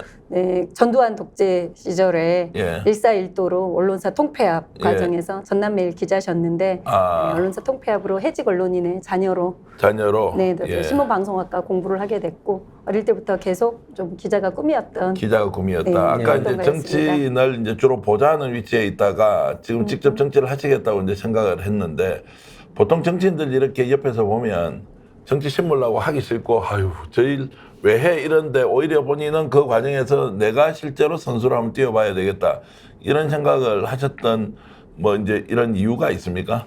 그 윤석열 정부가 들어와서 더 확고하게 직접 들어가야 되겠다라고 생각이 된 거는 민주당에 많은 의석이 있긴 하나 실제 싸워본 사람, 민주당의 많은 의석은 사실은 초선들이 많아졌고 대폭해 매번 45% 50%가 바뀌긴 했는데 집권 여당일 때 들어왔던 의원들이 좀 많았어요. 근데 실제로 싸워봤고 싸워서 이겨본 경험 있는 그런 선수들이 들어가서 야당으로서의 전투력을 좀 배가해야 되고 그리고 정권과의 검찰과의 그리고 언론과의 싸움에서 주저하거나 두려워하지 않고 정면으로 나서서 싸울 줄 아는 사람들이 좀 정치를 직접 해야 되겠다. 그리고 국민들이 필요로 하는 정말 어디에 손을 내밀고 눈물을 닦아줄 수 있는 그런 정치를 하는 게 제가 공적으로 성장하고 배워왔고 좋은 정치인들과 공적으로 체험했던 것들을 그다음 제가 느꼈던 이겨봤던 경험들을 민주당에 좀 보태서 민주당의 총선 승리, 대선 승리에 지금은 내가 나와야 되겠다 하고 결심하게 돼서 네, 지금 이제 저도 최초로 공개하는데 오늘 박영선 위원장을 이렇게 모신 이유는 민주당 정확하게 얘기하면 더불어민주연합의 비례대표에 이제 출사표를 던졌고 평소에 이제 언론 운동을 적극적으로 하셨고 안진걸 소장과 함께 지금 현재 민생경제연구소를 이제 이끌어가고 있기 때문에 아마 더불어민주연합도 내부의 경선 과정을 거치게 되는 거죠. 예, 맞습니다. 우리 박영선 언론위원장은 실제로 학생운동부터 또 노동운동, 그다음에 언론개혁운동, 그리고 정책 전문가로서 보좌관 둘을 거쳤습니다. 그 과정에서 이명박 박근혜 정권에 맞서 가장 치열하게 싸운 활동가이기도 합니다. 그래서 저희가 운영위원장, 언론위원장으로 이렇게 모셔서 계속 투쟁하고 있는데 오늘 또 김건희 엄벌, 구속, 특검 촉구, 대검청 앞에서 기자회견 4절 토하고 왔는데요. 정말 지금 이제 우리 댓글창에도 민주당이 제대로 투쟁하지 않는다. 탄핵 동지들이 왜 컷오프 됐느냐는 막 저한테까지 항의하신 분들이 있고 오해하신 분들도 있는데 사실 지난주에 우리 스픽스 방송에서는 임종석과 고민정 씨의 그 부당한 행동을 비판하는 게 주제였기 때문에 우리 탄핵 동지들이나 태진 동지들이 컷오프 된 거 그분들이 그렇게 됐어도 그분들은 승부하는 당신 왜 그러냐라는 거 초점 맞췄는데 이제 우리 일부 애청자분들 이거예요. 의견이 하도 많이 올라오니까 제가 답을 잠깐만 드릴게요. 왜 그렇게 많은 분들이 탈락했는데 항의 안 했냐고 하시는. 아니 제가 엄청 항의했죠. 아는 사람 다 압니다. 민주당 지도부에 항의하고 여기저기 방송에서도 제가 할 수 있으면 이번 민주당 공천이 문제가 많다. 왜 뛰시는 시인들 탄핵이나 퇴진하는 시인들 이렇게 경선계주 두지 않느냐. 이재명 대표도 그거에 대해서는 비판을 받아야 된다. 책임져야 된다라는 이야기도 했는데 지난주 스피스 방송 때 이제 그런 언급이 부족했나 봐요. 그래서 지적을 많이 하시는데 저는 일관되게 박영선 언론위원장이든 임세훈 소장이든 김종욱 박사든 우리 이은영 소장이든 또 강윤경 변호사님이든 이런 분들이 지금 박영기 노무사님까지 경선 기회도 못 얻고 지금 소외된 것에 대해서 강력히 항의합니다. 저는 이건 반드시 지금 윤석열 심판 때문에 제가 참고 있는 것이지 제가 제일 고통스럽고 제일 슬픈 상황이다라는 걸 잘 말씀드리고 어쨌든 이제 안진걸 그래서 소장이, 예. 저도 박영선 씨 같은 분들이 더 국회에 들어갈 수 있도록 탄핵과 예. 퇴진 외치는 분들이 송영길 석방 촉구 집회에서 계속 발언하시죠. 네. 얼마 전에 촛불행동에서도 집회에서 발언하셨죠. 그다음에 지금 김건희 구속엄벌 투쟁 납장에서 이런 분들 들어가라고 계속 연장선상에 투쟁하고 있다, 노력하고 있다 이렇게 이해해 주시면 감히 고맙겠습니다. 예. 자, 홍선진님께서 이런 질문 주셨습니다. 안 소장 피선거권인가 뭔가가 없어서 출마 못한다고 하던데 제가 답변해 드리겠습니다. 전혀 그 문제 없고요. 안진걸 소장도 이번에 총선 출마 요청을 여러 군데서 받았는데 역시 시민운동가로서 외부 활동을 하는 것이 국가에 더욱더 도움이 된다 이런 생각 때문에 하지 않고 비선거권 없고 이런 거 아닙니다. 다만 함께 활동했던 많은 사람들이 국회에 들어가서 정말로 제대로 싸울 수 있는 사람이 의정활동하도록 돕자고 했는데 그분들이 많이 지금 또 탈락이 되고 또 이유가 좀 석연치 않은 부분도 많지만 결국 말씀하셨던 대로 정권 퇴진 운동이 더욱더 중요하고 필요한 시기이기 때문에 일단 하고 싶은 말을 좀 거두고 있다 이렇게 이해를 하면 될 것 같고요. 네, 자, 그 정도로 이제 박영선 위원장이 적극적으로 정권이 갖고 있는 문제점들을 조목조목 지적하면서 자, 뭔가 새로운 정치인으로서 또는 정치 세력으로 나가보자고 이제 하시는데 그러면 지금 이제 왜 민주당을 선택하느냐? 조국 신당도 있고 또 송영길 신당도 있고 또 다른 K정치혁신연합과 같은 이제 진보 진영 이제 이렇게 여러 이제 정당이 있는데 더불어민주당에서 일단 시작을 해보려는 이유는 어떤 겁니까?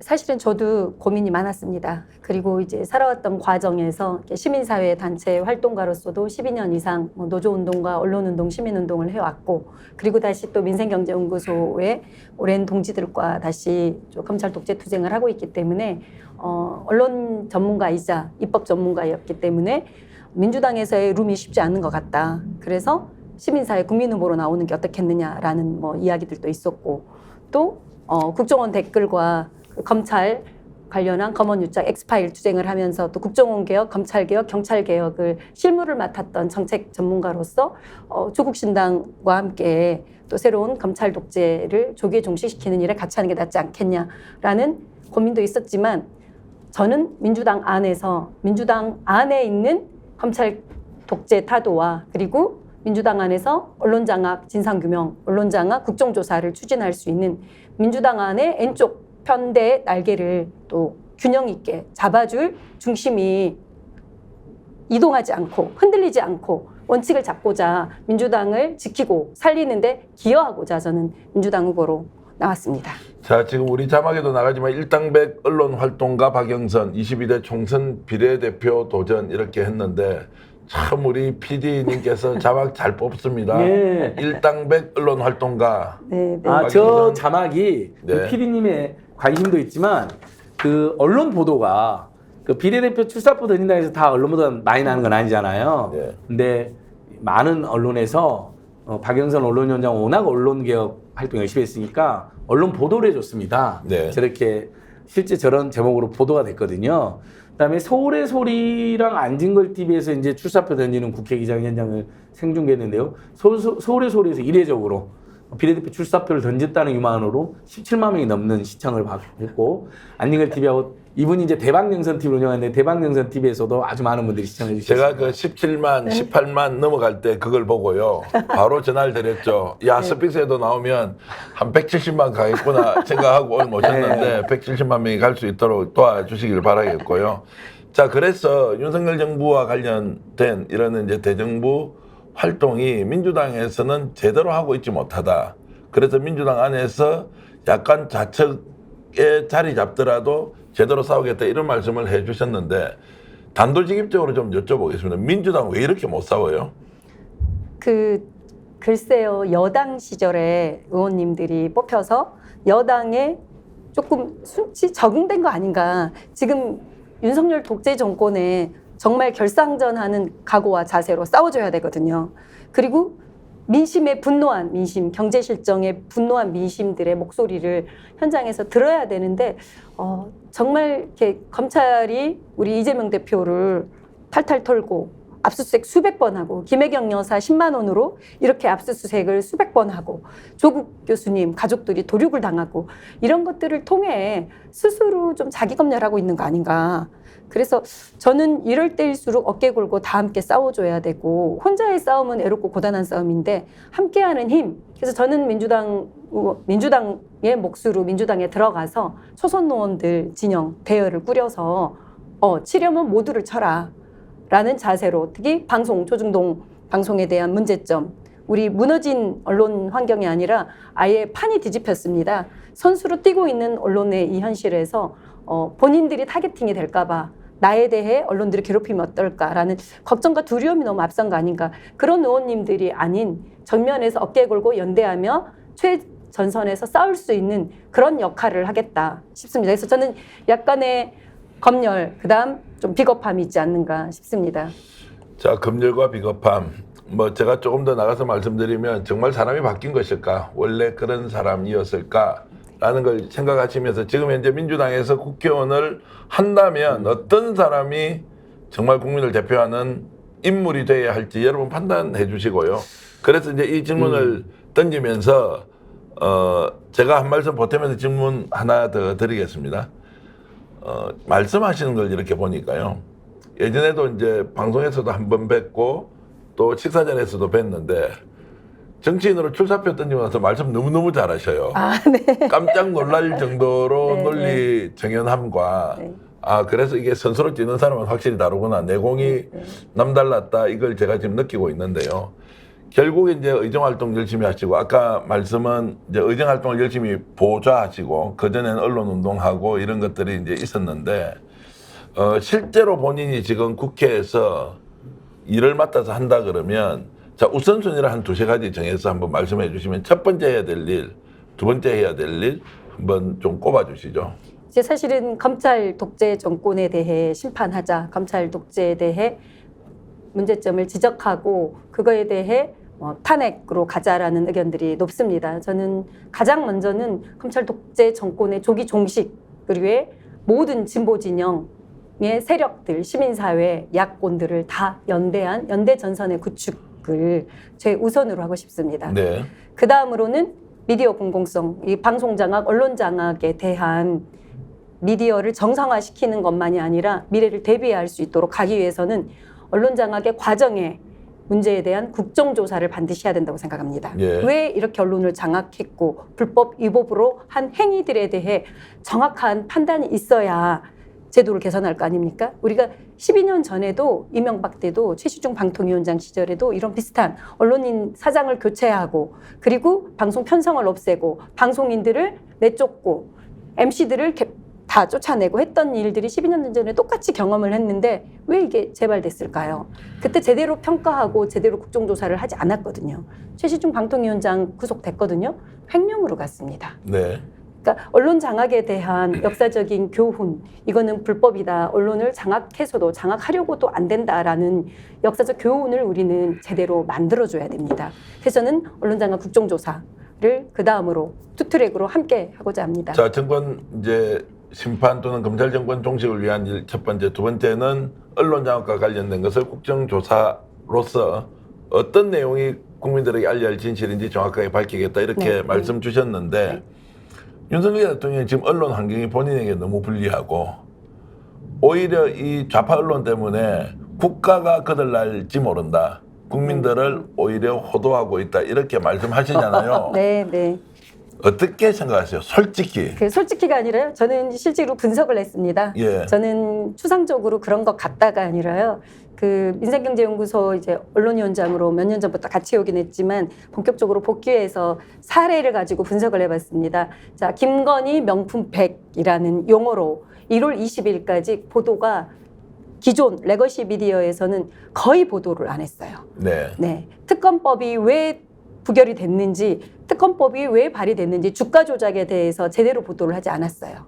그리고 우리 그 고발 사주 손준성을 왜 탄핵을 했는지, 왜 탄핵으로 우리 이준석 처남 검사 마약 관련 이슈에 있었던 그 사람이 왜 탄핵이 됐는지 원인이 없는 정치 쟁점화만 보도를 했거든요. 그래서 이성균 마약은 하루에 150건, 7,000건의 보도를 쏟아냈던 언론들이 이정섭 처남의 마약 건은 100건도 보도를 안 했어요. 네. 탄핵의 정치 공방만 보도를 하거든요.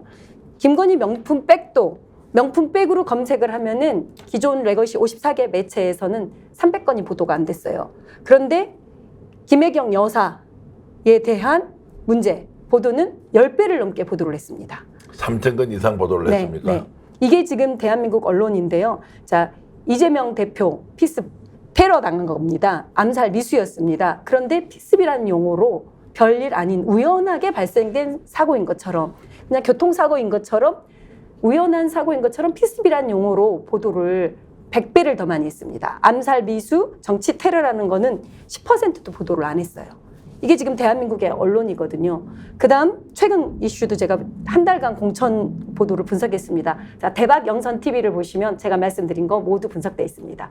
자, 이재명 대표에 대한 공천에 대해 한동훈 국민의힘 공천 논란, 공천 갈등, 공천 파행, 공천 사천 이런 용어로 한동훈 국민의힘 파동의 실제 자살 보도, 자살건도 있었고요. 분신 건도 있었고요. 단식 농성에 엄청나게 많은 국민의힘에도 있음에도 그들의 보도는 4분의 1도 보도를 하지 않고 4분의 1도 안 된다. 국민의힘은 4분의 1도 보도를 하지 않고 못 본 척, 못 들은 척 하고 있고요. 민주당에 대해서만 공천 논란, 사천, 비명 행사, 반명 이런 용어를 4배에서 5배 이상 쏟아내고 있습니다. 이게 대한민국의 언론의 현실인데 윤석열 대통령은 언론들이 쉴드 쳐주는 게 아니라 그 애완견 그리고 보디가드 치와와 이상으로 이미 순치돼서 심판이 아니라 한동훈과 함께 대선 대책 본부로 모든 언론들이 함께하고 있다는 것을 알아야 될 것 같고요.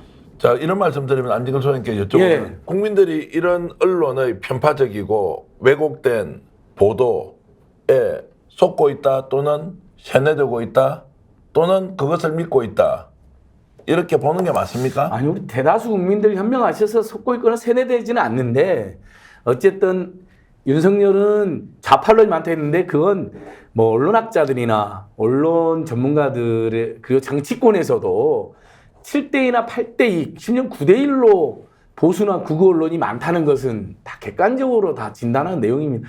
대부분 재벌 대기업이나 건설회사나 아니면 이념적으로 조선일보처럼 아주 극우 냉정 기득권 세력이 언론사를 장악하고 있는데 어떻게 좌파 언론이 득세합니까?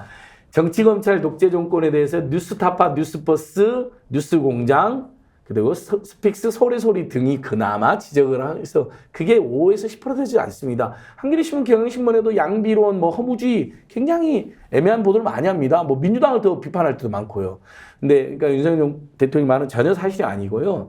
다만 이제 언론 환경이 이렇게 압도적이고 그것이 또 포탈에 많이 노출이 되잖아요. 그리고 또 그렇게 그런 잘못된 언론 보도를 받아서 극우 기득권 유튜브도 굉장히 지금 극성을 부리기 때문에 국민들께서 현명하지만 일부 이제 어르신들이나 일부 지역, 그다음에 일부 대형 교회를 중심으로 가짜 뉴스나 편파 보도에 이렇게 좀 현혹됐거나 조금 미혹되셔서 어떤 이런 정치 공정이나 부당한 여론 형성에 이렇게 악용되는 우리 국민들이 계신 거죠. 그건 너무 가슴 아픕니다. 그렇지만 실제 밑바닥 여론은요, 저는 최근에 간 여론조사도 다 정확하지 않다고 봅니다. 뭐 저는 무조건 부인하지는 않지만 경향적으로 윤석열 정권의 지지율이 조금 올라갈 수 있고, 특히 민주당이 여러 가지 공천에서의 갈등, 그 다음에 일부 공천의 잘못, 정확히 저는 잘못했다고 보는 부분이 있거든요.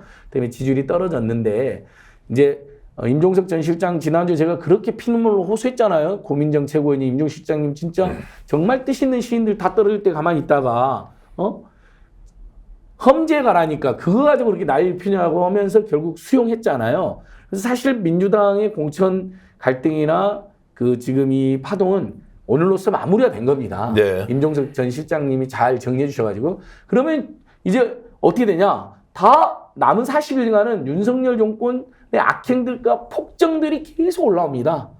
당장 고물가, 고유가, 고환율, 고금리, 고부채 이 민생 경기 폭망한 것으로 난리가 나 있잖아요. 도시락을 지금 싸갖고 다니고 한 끼, 세 끼를 먹는 걸 아예 두 끼로 줄이는 사람도 있다는 겁니다. 밥값을 아끼기 위해서. 네. 그래서 바로 그런 문제를 지적해서 검찰 독재랑 싸우고 언론 탄압, 언론장에 맞서 싸우고 김건희, 윤석열 종합특검으로 결국 이들 탄핵까지 만들어낼 우리 박영선 활동 같은 사람들이 국회에 필요한 거죠. 민주당에서 싸우지 않는 사람들 필요 없습니다. 지금이라도 후보 사퇴하십시오. 그런 사람들은. 제가 좀 중간에 끼어드는데요. 안진걸 화이팅!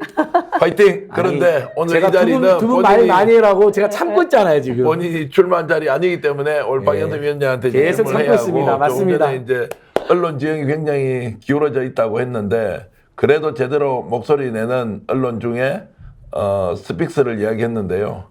안진걸 소장과 제가 잘 알고 지내지만 저보고 좌파라는 사람은 제가 들어본 적이 없고요. 아마 저를 알고 있는 분들도 좌파라고 이렇게 칭해본 적이 없을 겁니다. 중도 정도 언론파시죠? 그러기도 하고 그래서 정도 팩트 언론파. 진보적 색채가 강한 분들은 저 사람, 저 인간, 저 정체성이 뭐야? 뭐 이렇게 이제 질문을 하는 분도 있고요. 또 보수 쪽에서도 늘 대화가 되는 사람이다 이렇게 하기 때문에 저희 정체성에 대해서 크게 의심하지 않아도 되는데 요즘 윤석열 대통령 휘하에서는 우리 스픽스가 좌파 언론으로 몰려 있다는 것이 한편으로는 안타깝기도 하고 그만큼 언론 지형이 비정상적으로 돌아가고 있다는 하나의 단면이라고 생각을 합니다.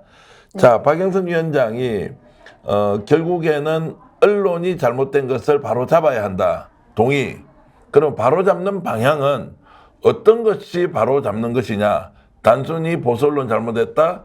회색주의로 빠지고 있는 경향신문, 한겨레신문이 잘못되었다. 비판하기는 좋으나 결국 국민에게 정보를 전달해주는 생산자 또는 가공, 유통하는 이 과정이 국민을 중심으로 선순환 구조가 되어야 하는데 이제 이런 구체적인 대안은 어떤 것으로 좀 이렇게 제안할 수 있겠습니까? 그러니까 지금 대한민국 언론사들이 실제로 이렇게 엄청난 경영 위기들까지 맞이하고 있어요.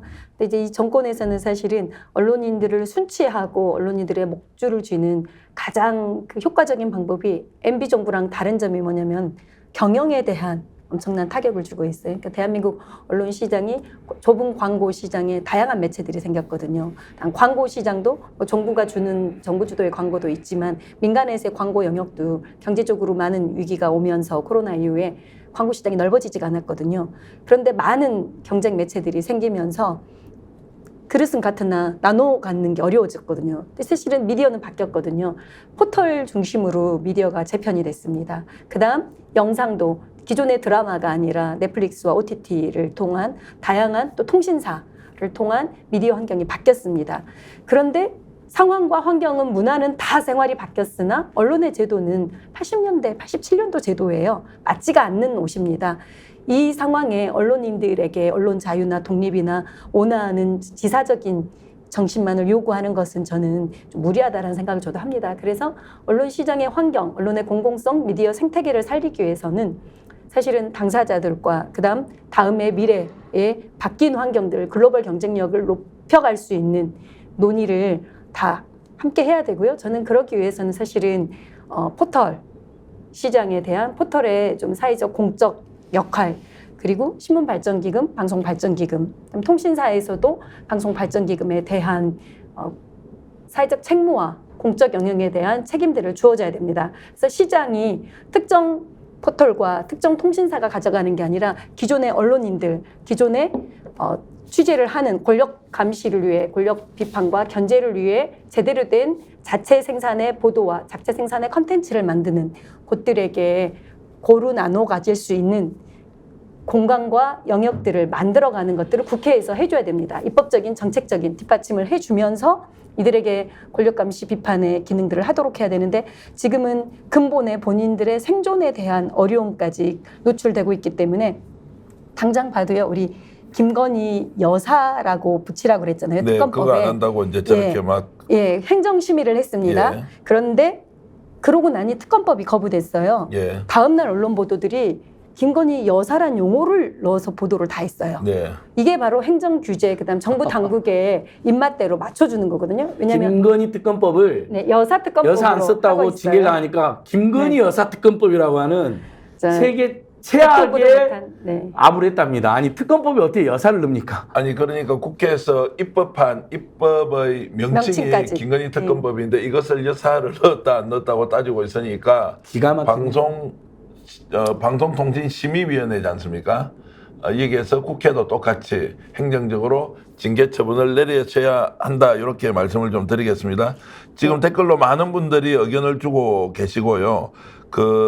조은희님께서는 이번에 YTN 또 넘어가는데 왜 맞습니다. 아무 말도 안 하느냐 민주당은 이제 네. 이런 것들이 결국 박영선 위원장 같은 인물이 국회에 들어가서 제대로 따지고 묻고 그 실체적 진실이 무엇인지 국민들에게 밝혀야 한다 이렇게 하고요.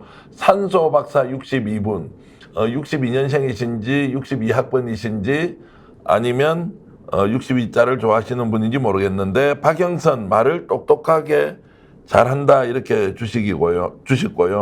정우님께서도 아마 아는 분인 모양입니다. 정우님께서는 박영선 최고 이렇게 하셨는데 지금 이 박영선이 언론개혁을 주도하고 있는 박영선이고 우리가 익히 잘 알고 있는 그 박영선 장관은 아니다 이런 말씀을 제가 좀 드리겠습니다. 그리고 나야나님께서도 글 주셨고요. 그리고 YS리께서도 글을 주셨습니다. 무슨 여사냐 이제 이렇게 말씀을 해주셨는데요. 네.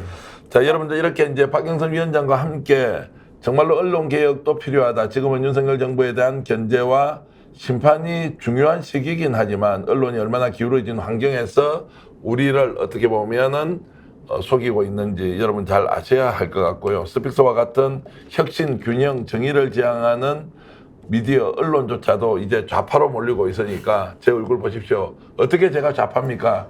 우리 담당 PD인 양채원 PD를 보면요.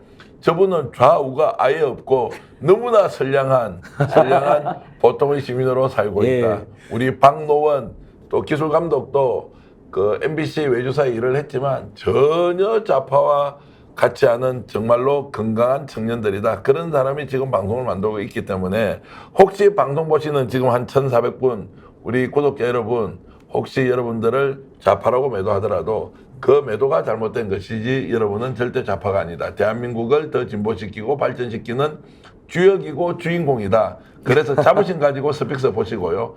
자부심 가지고 우리 박영선 위원장 하는 길 관심 가져주시고요. 그리고 자부심 가지고 안진걸 소장이 누구보다도 애국심 많고 우리나라 걱정하면서 국가의 미래를 정말로 스스로 짊어지고 가겠다 이런 마음 가지고 있는 거 여러분들이 이해해 주시면 고맙겠습니다. 이 순간에도 1,400분이 떠나지 않고 있다는 와우. 사실은 총선 특집 역전의 용사들이 얼마나 여러분들께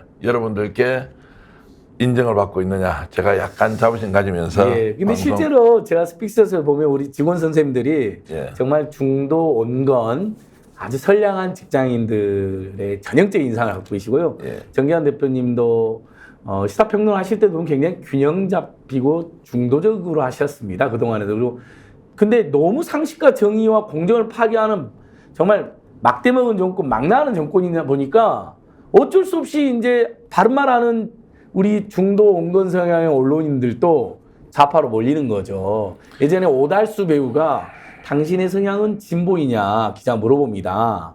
그러니까 아니 나는 이 빠른 소리 가끔 한 적도 있는데 내가 진보냐? 아 그럴 수는 있겠네요.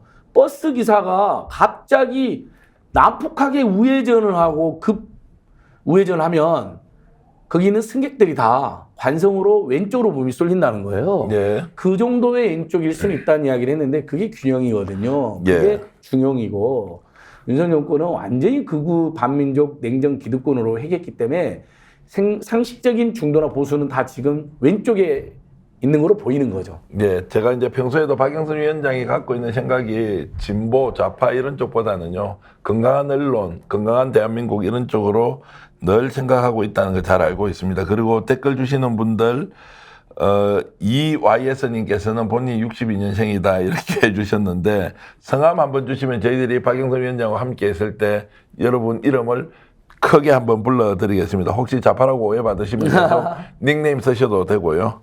대체로님 감사합니다. 저한테 칭찬까지 주셨는데 잊지 않겠습니다.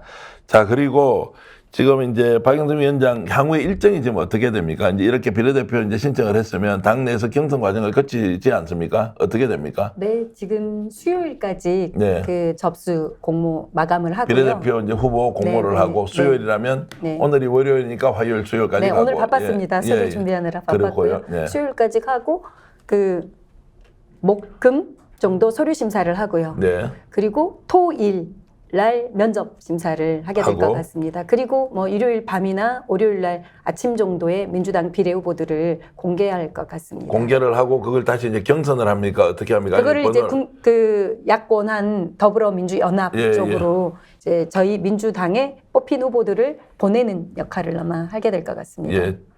잘 될 것 같습니까?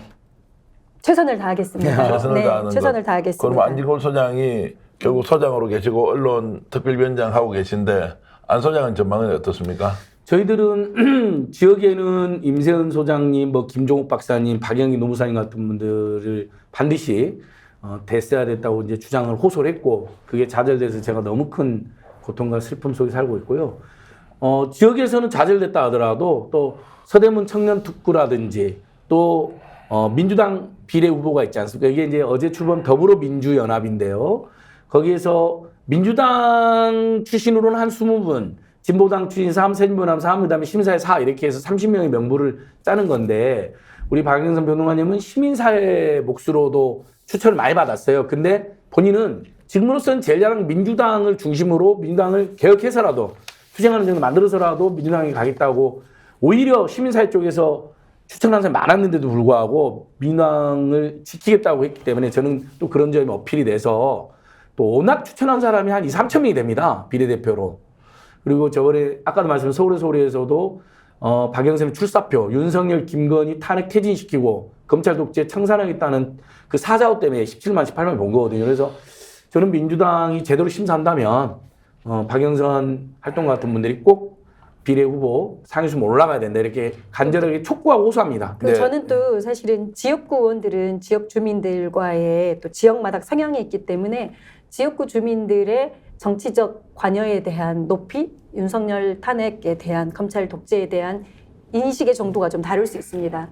하지만 비례대표는 사실은 지역구가 없고 이 시대적 소명을 비례대표가 그 당의 정체성과 함께 최선봉에서 싸워야 할 역할이거든요. 그래서 비례대표에서만은 민주당의 전투성, 그다음 총선 승리, 대선 승리에 이어서 반드시 무너진 대한민국의 민주주의와 대한민국의 상식을 되찾아오는 데 기여할 수 있는 좀 투쟁력 있고 선명한 그리고 잘 싸울 수 있는 이런 사람들을 꼭 비례 진영으로 만들어주시기를 간곡히 요청드립니다. 제가 약간만 덧붙이면요. 저한테 요즘에 더불어민주연합이나 조국신당이나 송영길 신당 영입되지 않느냐 연락 오지 않느냐, 출마하지 않느냐, 출마해라는 연락이 많이 오더라고요. 근데 저는 더불어민주연합, 그 다음에 조국혁신당, 송영길 신당 다 각각 의미가 있고 다 잘 돼야 된다고 생각합니다. 그리고 거기에 다 정말 제대로 싸우고 투쟁하는 후보, 정치검찰 박살낼 후보들이 다 가야 된다고 생각을 하고, 그래서 그걸 촉구하고 호소하고 있거든요. 그래서 수요일 날 송영길 신당 창당대회도 갈 거예요. 안 이걸 생방송돼서 힘도 실어줄 거고요. 근데 저는 제가 말씀드렸지 않습니까? 윤석열, 김건희, 한동훈 타도에는 저는 정치할 시간이 없어요. 그리고 길거리에서 해야 될 너무 많아요. 그러니까 저는 완전히 자격도 좀 모자라서 거부를 했습니다. 대신에 박영선 활동할 때는 제가 30년 지켜보니까 이런 찐 활동가가 없거든요. 제대로 싸울 겁니다. 이런 사람들 비례로 송영길 신당에는, 조국 신당에는, 더불어민주연합에는 가야 된다는 겁니다. 근데 본인은 이제 더불어민주연합을 선택한 거니까 그걸 존중하고요. 그 다음에 지금이라도 저는 김종욱 박사님이나 임세현 소장 같은 분들이 기회가 있다면 어디라도 당에서 진짜 기회를 줘야 된다는 호소 다시 한번 해봅니다. 자, 그 말씀 여러분들 기억하시고요. 저도 박영선 우리 위원장이 이번에 민주당 비례대표로 들어가서 말 제대로 하고 싸울 때 항상 현장을 진두지휘하는 지도자가 되어서 국민 여러분들이 가장 바라는 이런 사람이 국회의원감이었구나. 내가 사람 잘 봤다. 그래, 당신 한번 잘해봐. 박수 쳐줄게. 그리고 나라도 발전을 시켜달라. 이런 요청하셔도 충분히 된다고 강력 추천하겠습니다. 감사합니다. 자, 그러면서 오늘 제가 이렇게 무거워집니다. 인터뷰 열심히 잘 해주시고요. 오늘 이 방송 지금 현재도 1,300분이 보고 계신데 너무너무 고맙습니다. 저희들 광고 하나 알려드리면요. 제 옆으로 코리아나 화장품에서 골드 보석 크림을 16,900원에 팔고 있는데요. 이미 300개 이상이 나갔습니다. 반응이 상당히 좋고요. 여러분 써보신 분들의 후기 반응도 좋으니까 인터넷 최저가로 지금 39,000원 정도 하는데 저희들이 16,900원의 특가로 모시고 있다. 이런 말씀을 드리겠습니다. 스픽스몰 열심히 저희들 하고 있으니까요. 한 번씩 시간 날 때 들어와 주시고요. 총선 특집으로 마련한 역전의 용사들은 오늘도 역전의 용사들과 함께 달려봤습니다. 시청해주신 여러분, 이성열님, 향기로운 삶님, 김영남님, 그리고 최윤님, 이범란님, 그리고 JJ님, 박영선 강력 추천한다 이렇게 해주셨고요. 나야나님, 정계환님 말씀하시니 한번 믿어보겠습니다. 너무너무 고맙습니다. 자, 원희님 스픽스 1,300명 작다고 하지만 요즘 이런 보리 흉년에 1,300명 괜찮습니다. 네. 저희들 13,000을 향해서 열심히 달려갈 테니까요. 스픽스 잊지 말고 늘 격려와 위로 박수 부탁드리겠습니다. 시청해주신 여러분 고맙습니다. 감사합니다. 투쟁! 네.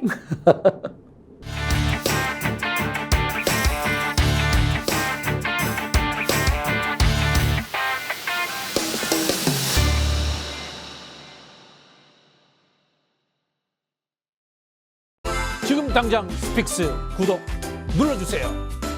지금 보고 계시는 영상 좋아요, 댓글도 마구마구 남겨주세요.